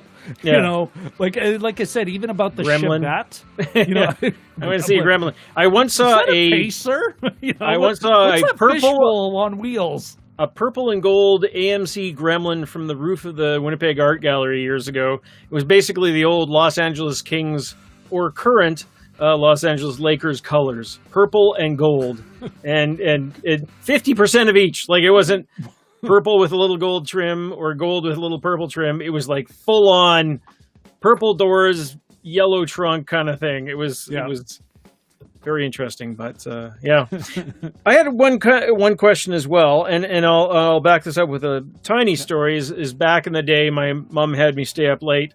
You know, you're trying to curate movies for your kids. We watched Guns of Navarone, and right at the start of that, a bit of a deep dive. At the start of that, they're like not Force 10, like the original. No, the original with Gregory Peck. I'm leading the troops. Isn't Anthony Quinn in that? Anthony as well? Quinn, Anthony Quayle, David Niven, Gregory Peck.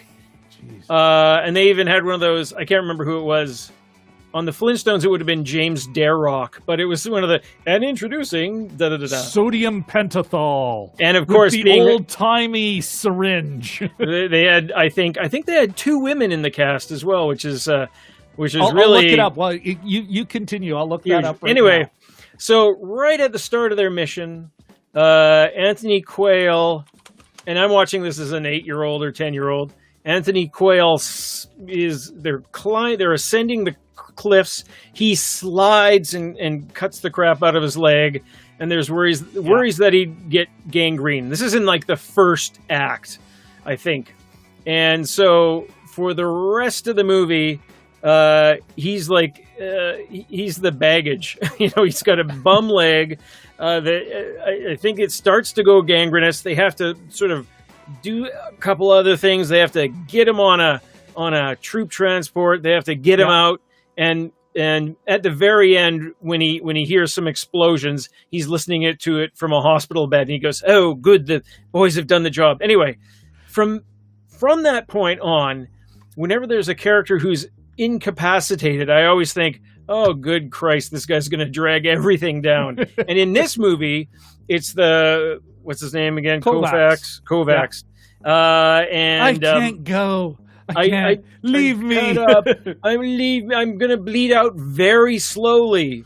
and I'm still a concern. You can't leave me, and I have to go with you, but I can't really move on my own. Still conscious. And still conscious and clear. And complaining. And I always think, well, and granted, I probably would be too, but I always think, man, what an anchor. Like, it just... It's mighty solid of you to cut him that slack. Boy, like, I just think, what an anchor that just, it's sort of... And I wonder, as a writer, if you're approaching this as a writer, like, you think, you know what we need here? We need someone to be incapacitated just to make everything stop in its tracks. I'm being facetious, but yeah. I sort of wonder what the idea of that is. Maybe it's to keep them all at the house. Like, do you feel that that's... Whenever I see that, I always kind of panic a little bit. I think, oh, this is going to drag the movie down. I think I'm with you on it. It's so much about execution, right?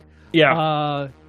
I think in this kind of movie, it's his purpose then strictly becomes to, you make it harder, like it increases the difficulty. Doesn't really increase the stakes. And do you know the difference I'm trying to make there, Jim? I guess it's all increasing stakes. The higher the risk, but it really is just it's an obstacle for your leads. Yeah. It's now you've got this new obstacle, this new weight on them. It's how you treat the we all feel them. And the other thing is it reveals other characters. It reveals the cruelty of the bad people. Look at all this blood they caused. Mm-hmm. But it also, Marc looks like a better guy because of it. Yeah. But I'm thinking about the Sato, in part because I was recently watched a video on it. It's not like, Rob, you're so intellectual. But I saw this great video on Inception. That happens right early, like basically, I think it's right at the midpoint where Sato is shot. And that's when the stakes automatically go up, because that's when everyone learns that, we can't just die to get out. We're in too deep. Mm-hmm. And all of a sudden, Sato is an obstacle. Like he's part obstacle, but at each level, they're very good at kind of, just put him over there and keep an eye on him. Action keeps going. And we didn't get that with this guy. So again, an execution point. The other thing is that Sato can become Sato is also the clock ticking, because he's gonna die, and everyone needs. Whereas there's no clock ticking. So first of all, you're absolutely right, Jim, because of the way they executed it.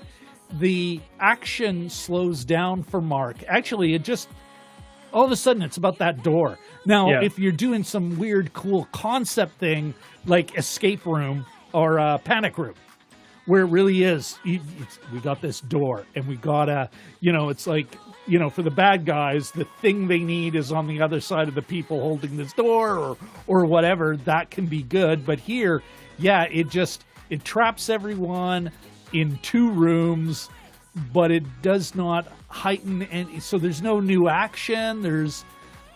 But also, you're right, Jim. The second he dies, Marc's got a much better chance of living. Yeah. When in Inception or other films where it's like, there should be something where not just is that person dying, but once that person dies, it's even worse for the others. Mm-hmm. And we don't have that. You're right. Like, it's like, if you just why don't you use one of those rags on him? It's not going to make it anyway, and you've got a chance of living. He's not. Marc was not set up as, like, you've got this whole. It is funny, actually. There's another level going on there. We got who is the one whining about Marc going away? But Kovacs. Yeah. And so all of a sudden, here's Kovacs literally being that, no, stay, don't leave me. Yeah. Which I mean,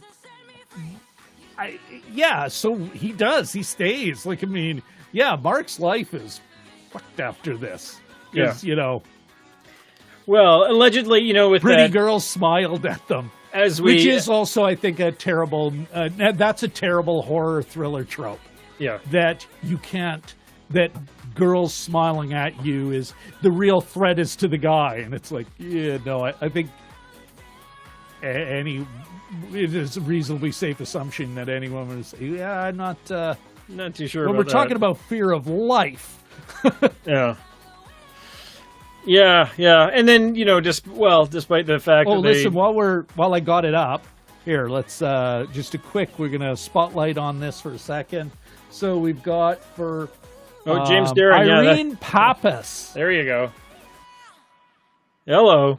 There we are. So Irene Pappas was, and I think she was the local or a daughter of the local contact or the local contact and guide. Yeah.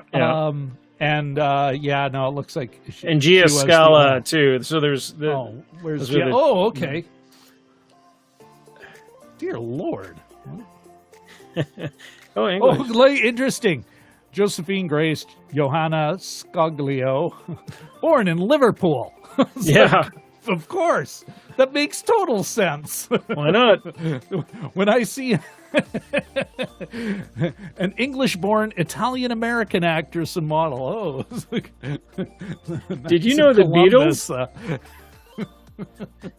She would have been a contemporary of John and Paul, I think. But sorry.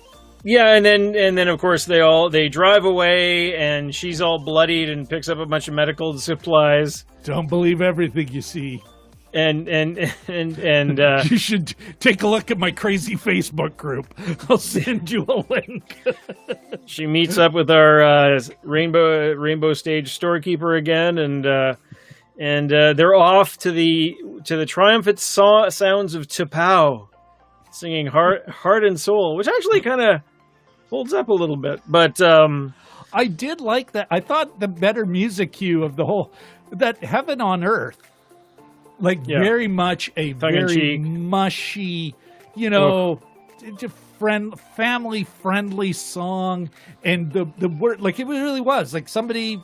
couplet, chorus, couplet, chorus, couplet, chorus. It just... just such a white bread... really Wonder Bread song choice, which made sense that it's on it did. Fancy Machine, and I really liked it. That its inoffensiveness is all part of the gag of the movie. Yeah. And meanwhile, if you go back to and I had just watched last month, I watched the Go-Go's documentary on Crave HBO up in Canada here. And as someone who had a huge crush on younger Belinda Carlisle, cool Belinda Carlisle, before she made it big, that's she still is. I saw her live at the casino. Oh my gosh! No, with Belinda with the short hair. Belinda with the short hair was the bomb. Yeah. It's part of that LA punk scene. An actual LA punk. And then, I don't begrudge anyone going, oh, you mean I could make a living? Yeah. Yeah, what? I'm down with that, producer. You should, if you have Crave, it's worth a watch. I distinctly remember me being in Vancouver in the summer and them playing Vancouver and just seeing all the things. You gotta read Richard's comment. Jim, read Richard's comment. T'Pau was unlike the metal music early on. They escaped not just the horror, but the hair metal.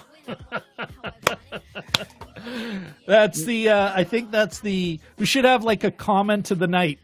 Maybe not every show will have something worthy of gonna create rivalries of the night.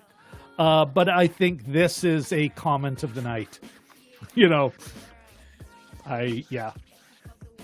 Oh, look at this. He's back at it. Now he's wrecking the pith with an actual explanation.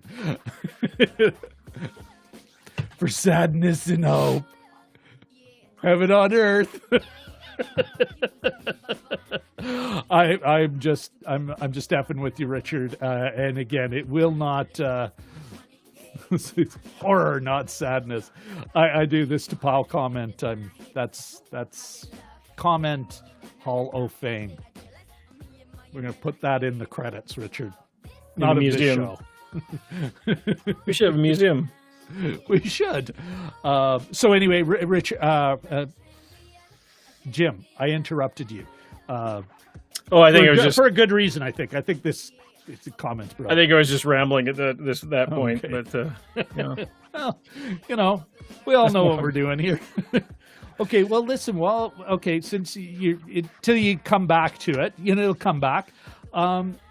What did you like? What these kind of films? Where do you place them? Initially, I was going to call it a slasher, and it's like, oh, this isn't a slasher. This is not an 80s slasher. Mm-hmm. And then I was thinking, oh, is this going to be more like, Rosemary's Baby, or like some of these other cult ones? And it's like, obviously, that's not what they're going for. Does this movie, I mean, other than... What was your Force 10 or Guns of Navarone? Guns of Navarone. It reminds you of Guns of Navarone. Any other movies that reminded you of, that, or just in the stranded character sense? Does it remind me of anything? I mean, just in the typical boys and girls getting together and getting murdered kind of thing. Nothing in particular really. What was I know I was... This is interesting. That wasn't part of its marketing. I was It's not in that trailer, right? Exactly.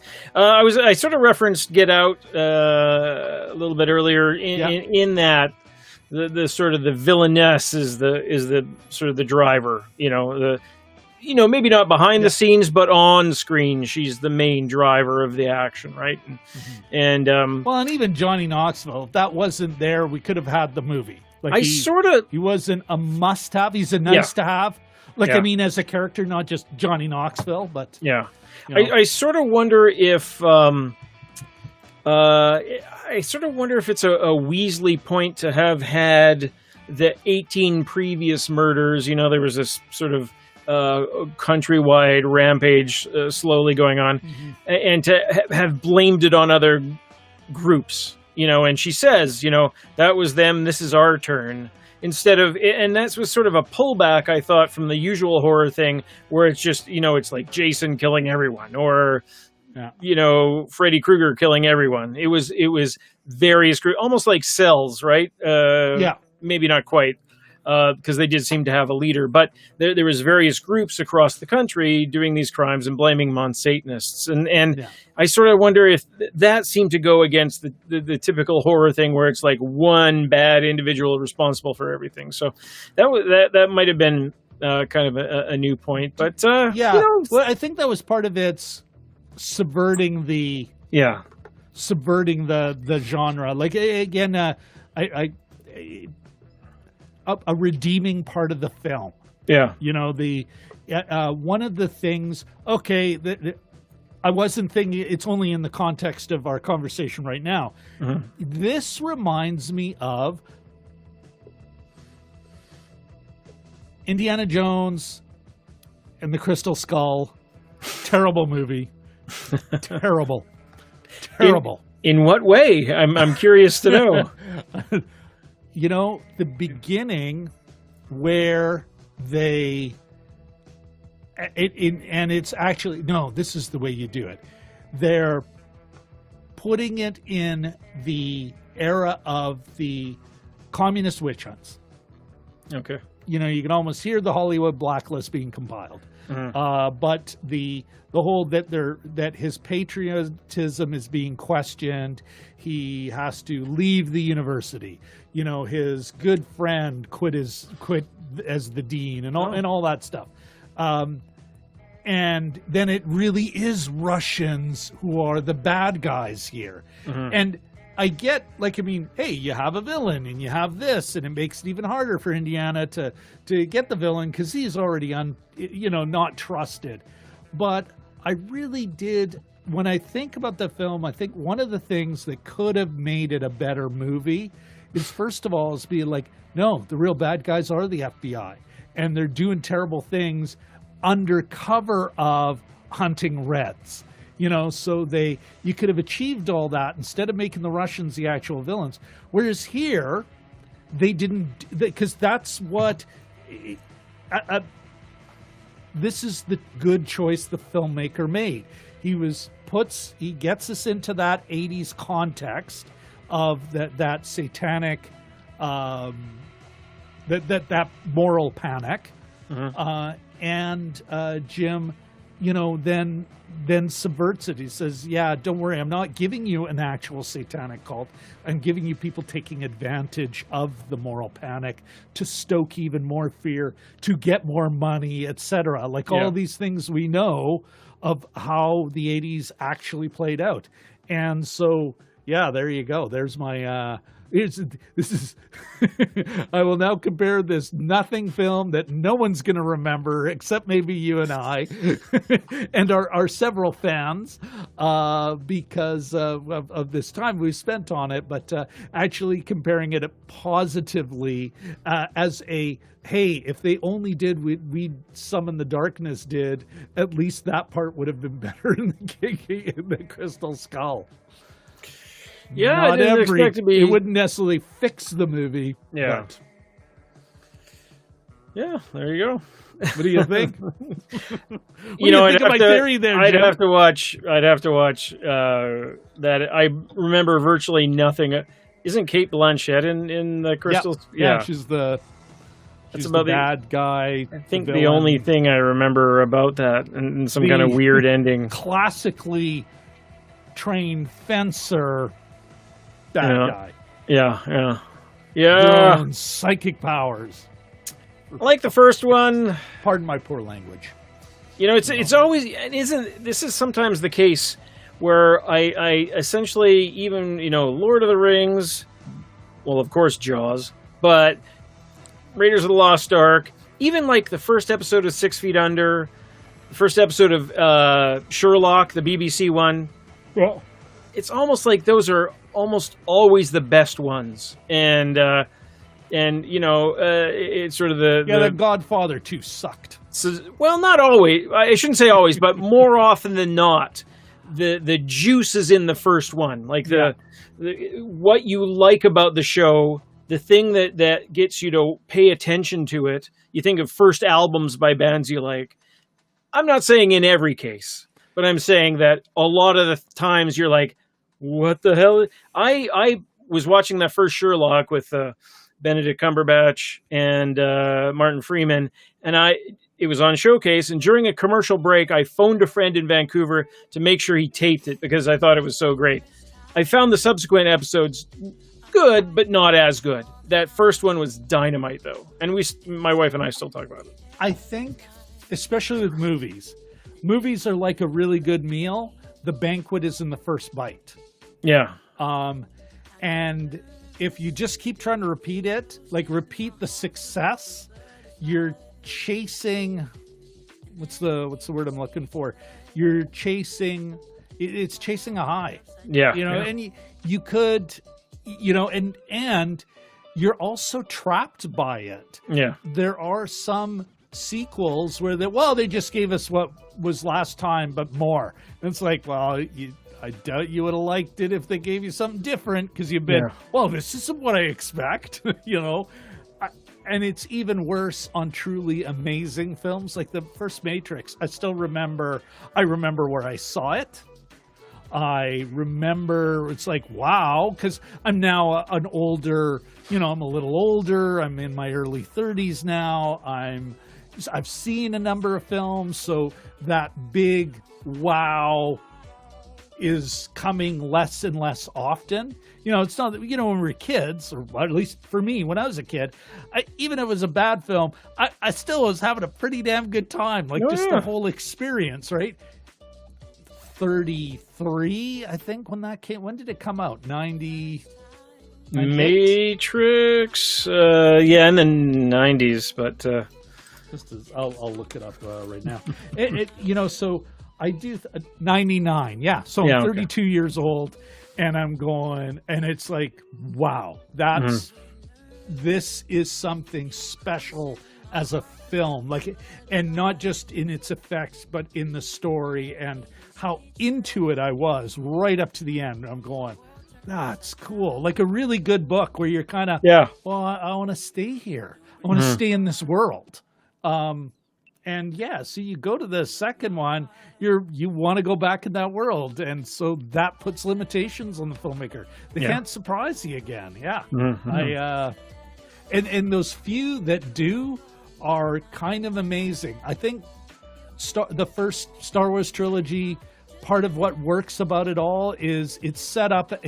You definitely know, well, they still got to defeat the Empire. They only defeated the Death Star. They didn't defeat the Empire. So you have more that you can learn and be shown, and the world can grow bigger and everything, you know. But yeah, so I'd say, yeah, it is. It's like, don't get seconds of something you really enjoy. Stick with firsts, move on to the next course. That seconds is not going to taste as good, and you're wrecking your appetite for later things. Yeah. Katie, you're online. Would you agree with me on that food analogy, that dining analogy? I will give her a chance to chat. We'll just sit here in silence. Well, no pressure. I'm gonna just run to the restroom. Exactly. Here's another question for you, Jim. Do you think? Well, do you think there's any? Well, not. There's always subtext. What do you think the intended message of the film is? You know, but I mean, killing people is bad. Yeah, you know what? What would you say is the subtext of the flick? I sort of wonder if there's a critique about not just organized religion, but that aspirational Christianity. That appears to be what the motivation for the Johnny Knoxville character is. It's like a precursor of the prosperity gospel. Yes, that's what I would the term I was the prosperity gospel, and I sort of wonder if I mean, you know, it's about stabby slashy most of it, but underneath all that, I suspect that there's not a little criticism, but you know, and I was thinking about how timely it was, because we're looking at a country that's gone below us, that's gone kind of nutty with, you know, I don't want to name them in case we get pushback, but like all that Pizzagate-y kind of stuff that, you know, that's Keean nonsense. I'll name it. Yeah. Don't. Anyway, well, knock at our front doors, but. You know, it's that ridiculous. It's like the satanic panic thing. You know, it's just a sort of an updated version where they actually go out and they say, every now and then, think of the children, go crazy, save the children, literally save the children, and they're using it for political purposes. And if you say, yeah, I'm not for saving the children, you know, they'll say, oh, you're in with them. You know, what did part of the bundle is the human trafficking, which. It really is just re-cranking up white slavery. You know, the white slavery panic of the 30s, which was used against immigrants and Black Americans. Like it's and was it Manitoba MP Vic Taves that said if you're not with us, you're with the child pornographers? I'm paraphrasing. You know, wasn't it Patti Smith out in? She lost her riding, Tory, edge of the city. Like she had one of those, like part of River East out into out into St. Paul, you know, St. Paul area, and she was a big leader in this, against human trafficking, and it's like, it's hard to criticize. Because then you're for human trafficking.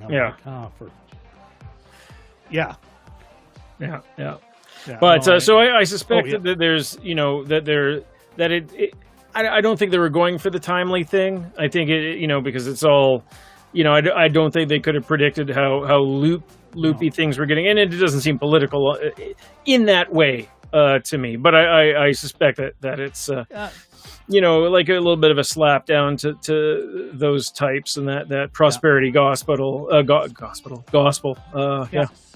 Yeah, no, that How about you? That makes total sense to me. Mm-hmm. Well, it was, I'd agree with you.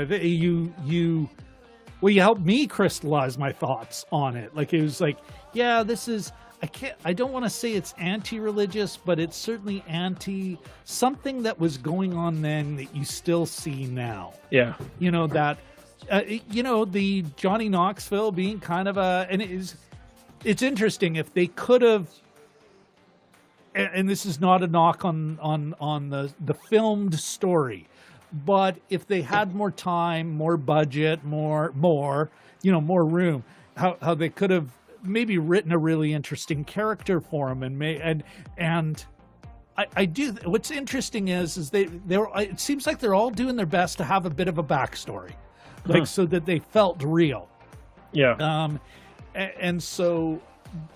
Yeah, I do think though, there's an anti snake oil salesman, which is something I'm not saying that there's no snake oil salespeople in Canada or in the rest of the world, but there's a hucksterism that seems to be that they, because of the way the American culture celebrates the individual, loves that they become. It becomes easier to get hustled by one of these charismatic con artists. Eh? Monorail. What? Monorail. Yeah, exactly. Yeah. So I think, and it's unfortunate that we didn't get to see enough of that, because I think Johnny Knoxville could have made a great, some charm on one hand and the evil on the other would have maybe made us a little more, here's a bad guy. I was wondering if all his segments initially were going to be televised and whether or not he actually came at all to Winnipeg or Manitoba to film this. But there was. Yeah, he flew in for a day. Yeah, he was here for a day and a night. I got a quick 120 for you. Then I got to be in LA for the morning. Yeah. Okay. What? Okay. So I would just plain agree with you, Jim. Yeah, I think that was the subtext. As far as any other hidden subtext, there is I suspect any feminist reading would say an unfortunate, and I'm probably being generous, that the male gaze was so well represented, not as much at the beginning, but it was almost like there was a couple of shots and a scene or two that was like literally, okay, we got to get some eye candy here. And see if the girls will go for it. It has that ick factor. Do you see any, I always look at these horror films and I would still say, I would call it a horror. Would you agree? Oh, yeah, what yeah. Do you think? Yeah. I'm kind of wondering, Jim, do you find horror is such, they seem to be almost not retread, but repackaged folk tales. This one didn't have that vibe though, and maybe it's mostly because if it was from the boys' perspective, then I would have maybe have a more mythic or folk tale feel, whereas here I can't say I see any fairy tale in it. What about what do you think? You seem to pick up on that aspect of these a little better than I do. Not offhand, really. I mean, I think it's set in such a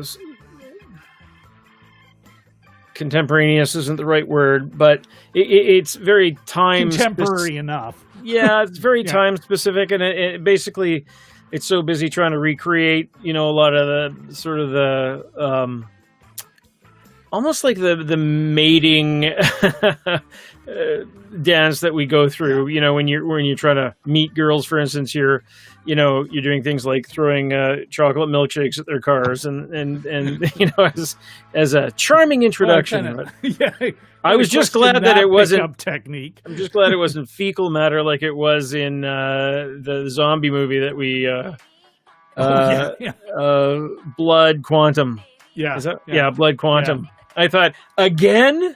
we've only done two I thought it was dozen going to be movies. something like just, like, human entrails or something. Yeah. Oh, girls, just turn around. Why are you even pulling over? Why is she taking a squat in the ditch? Yeah. They're going to come out of the corn.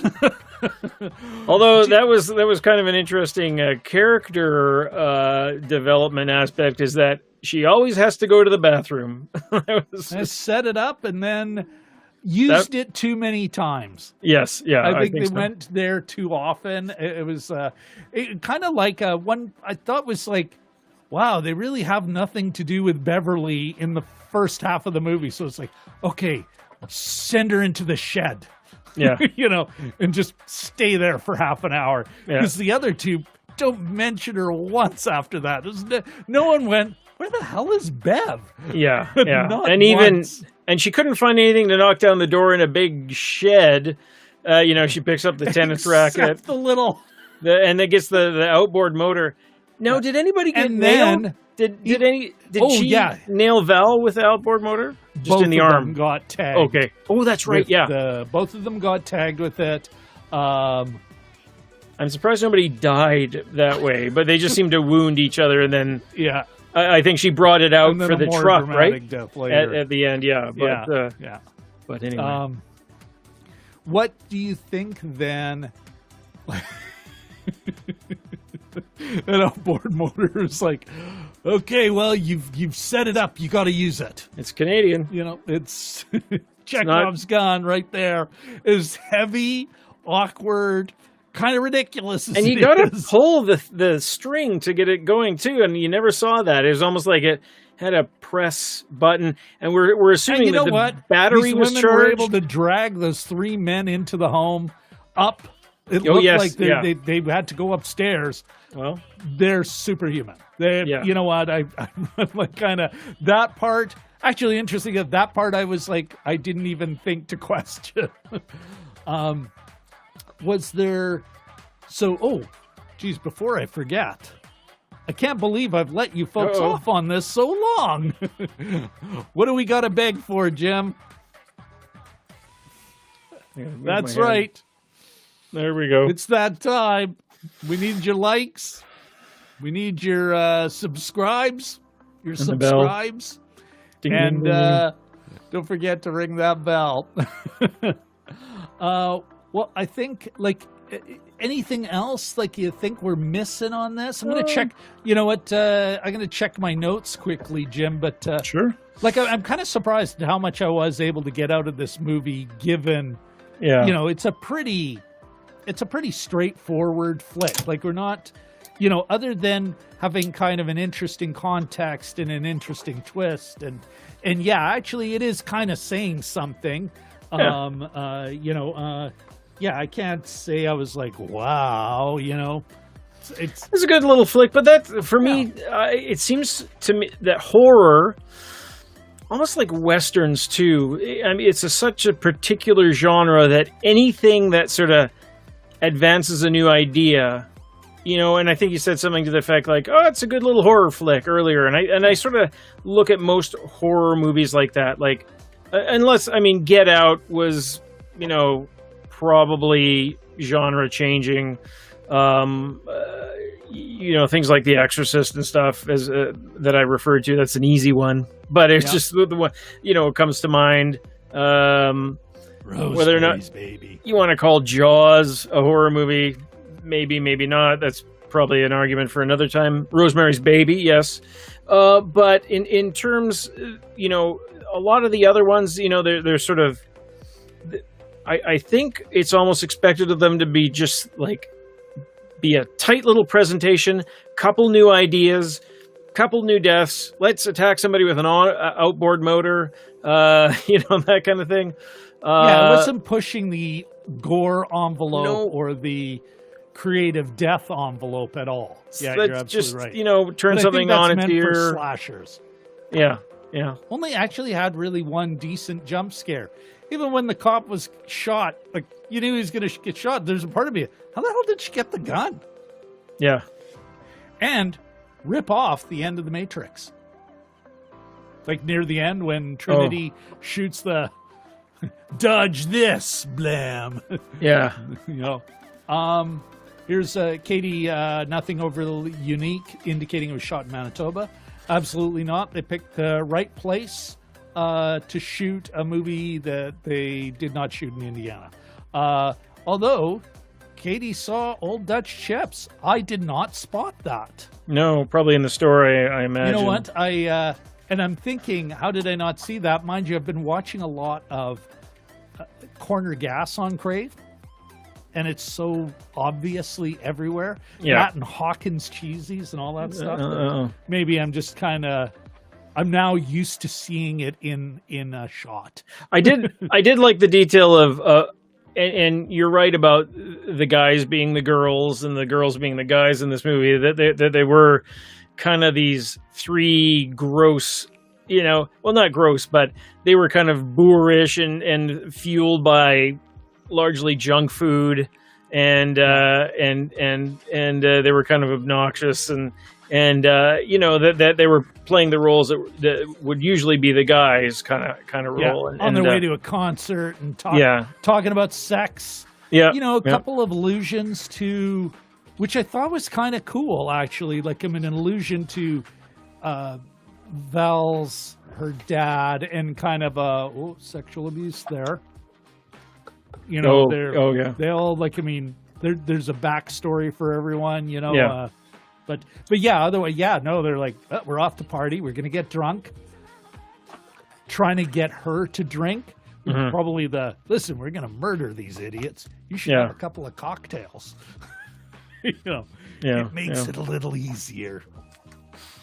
What about, there were some, and again, like some anachronistic stuff, or I think were anachronisms, but some was like just, it screams so 80s when they're in that pantry / wine room / laundry room, linen closet. Oh yeah, it had everything in there. It's almost like the part of the budget that you spent on, it's almost like, get all these props from the convenience store and we'll put it in there. Like the way the cans were laid out on the shelves. Yeah. But I loved, they had that one dining room chair in there, as one does. That's where they store those things. And it was so 80s, late 80s. The color, that white tubular steel, don't you, like, it just, and her room was really bad, like with a couple of things trimmed with that chrome. Room where she was trapped, or where the boys were trapped, and they're using that, and I'm like, that's bringing back memories.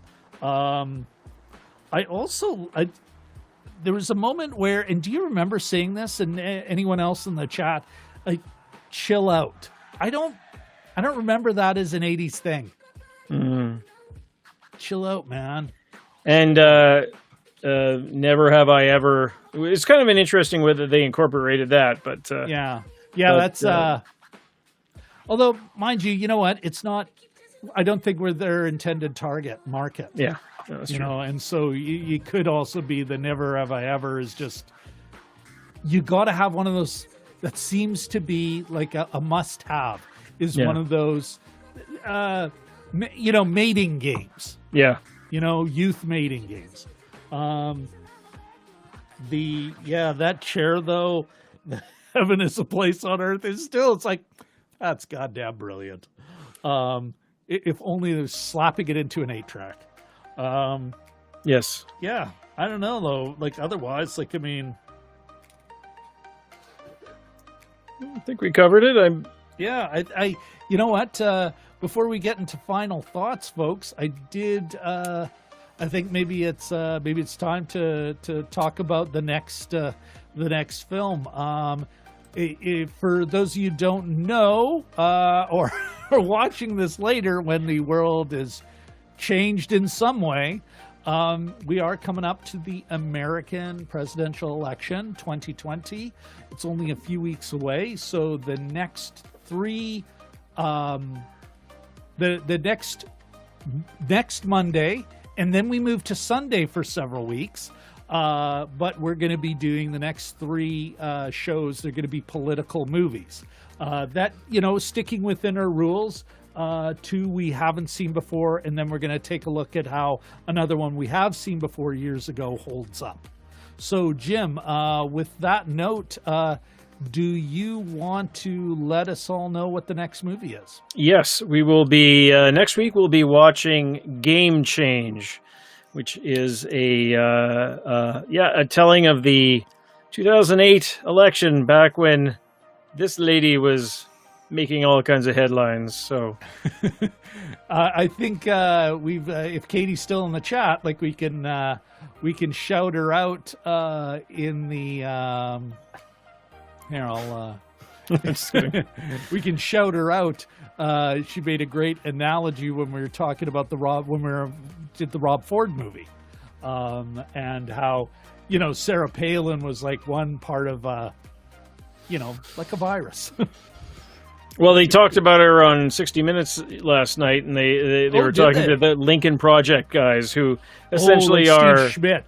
The enemy of your enemy at this point, but for Democrats. But they said, you guys were the ones that brought us Sarah Palin. Do you regret that? And they said, oh, absolutely. It sort of reminds me of the Bart Simpson one where he catfishes Miss Crabapple with the fake dating pen pal, and he says at the very end of the episode, I can't but feel partially responsible for this.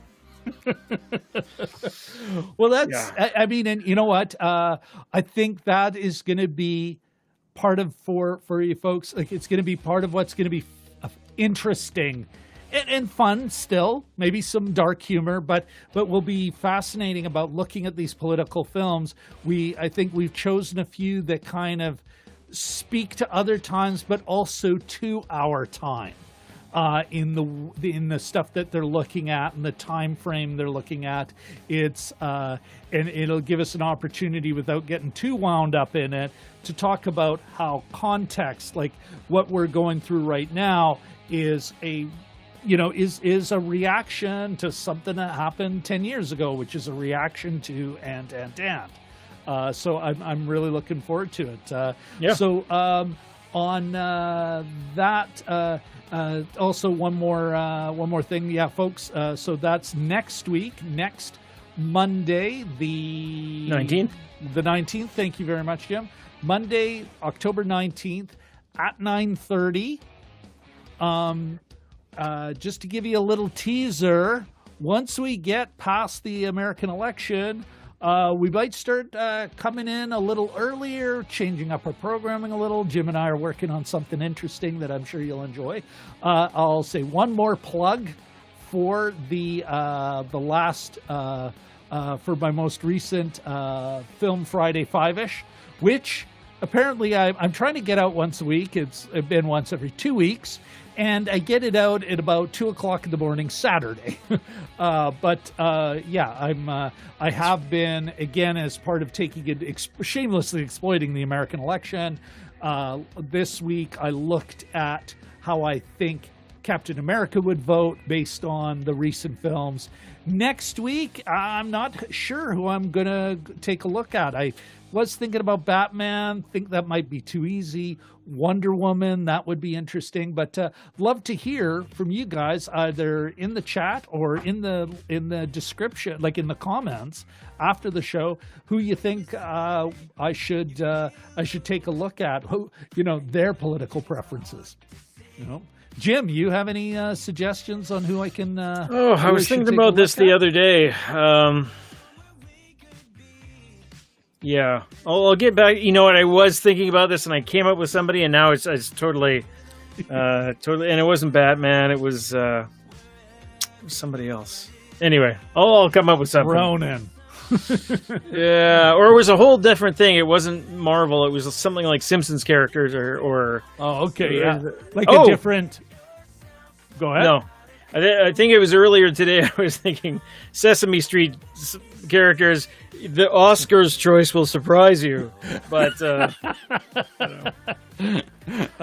all right. Well, on that note, Jim, before we cue the outro, any final thoughts? No, I think we covered it. Thanks to Manitoba Film and Sound. I don't know what. Well, you know what? To my former colleague Monique and my old boss at the City Film and Special Events for City Winnipeg Film and Special Events, we got a shout out in the thank you. I saw that. Yeah. And the town of I believe they shot in and around Selkirk. Selkirk, that's where they made this movie. Yeah, which is just north of Winnipeg for those who don't know. Thank you very much, Jim. Because, that's a great. Next time I'll try and put even just like a link, a Google Map link or something. Hey, this is where it was. Because it's an area we're actually familiar with. Okay, folks, I think that's about it. Again, on this Thanksgiving, this Canadian Thanksgiving, I want to say thank you all for being our loyal watchers and participate. Like the way you participate, it does elevate our conversation and not in a snooty way. Like I think we just get more out of the movie, Jim and I, because you guys chime in and you're pushing us, which is awesome. I'll also let everyone know, because your involvement, it does get other people get to see it. Feel free to share on your social media accounts. We've picked up a number of subscribers. We're at 54 now, and I want to say, Jim, back in the we were in the 30s when we first started it.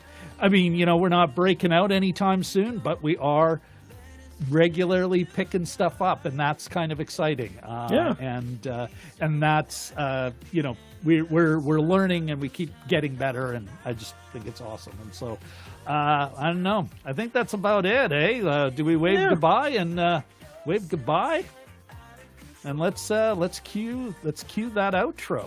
Happy Thanksgiving, all. Happy Thanksgiving.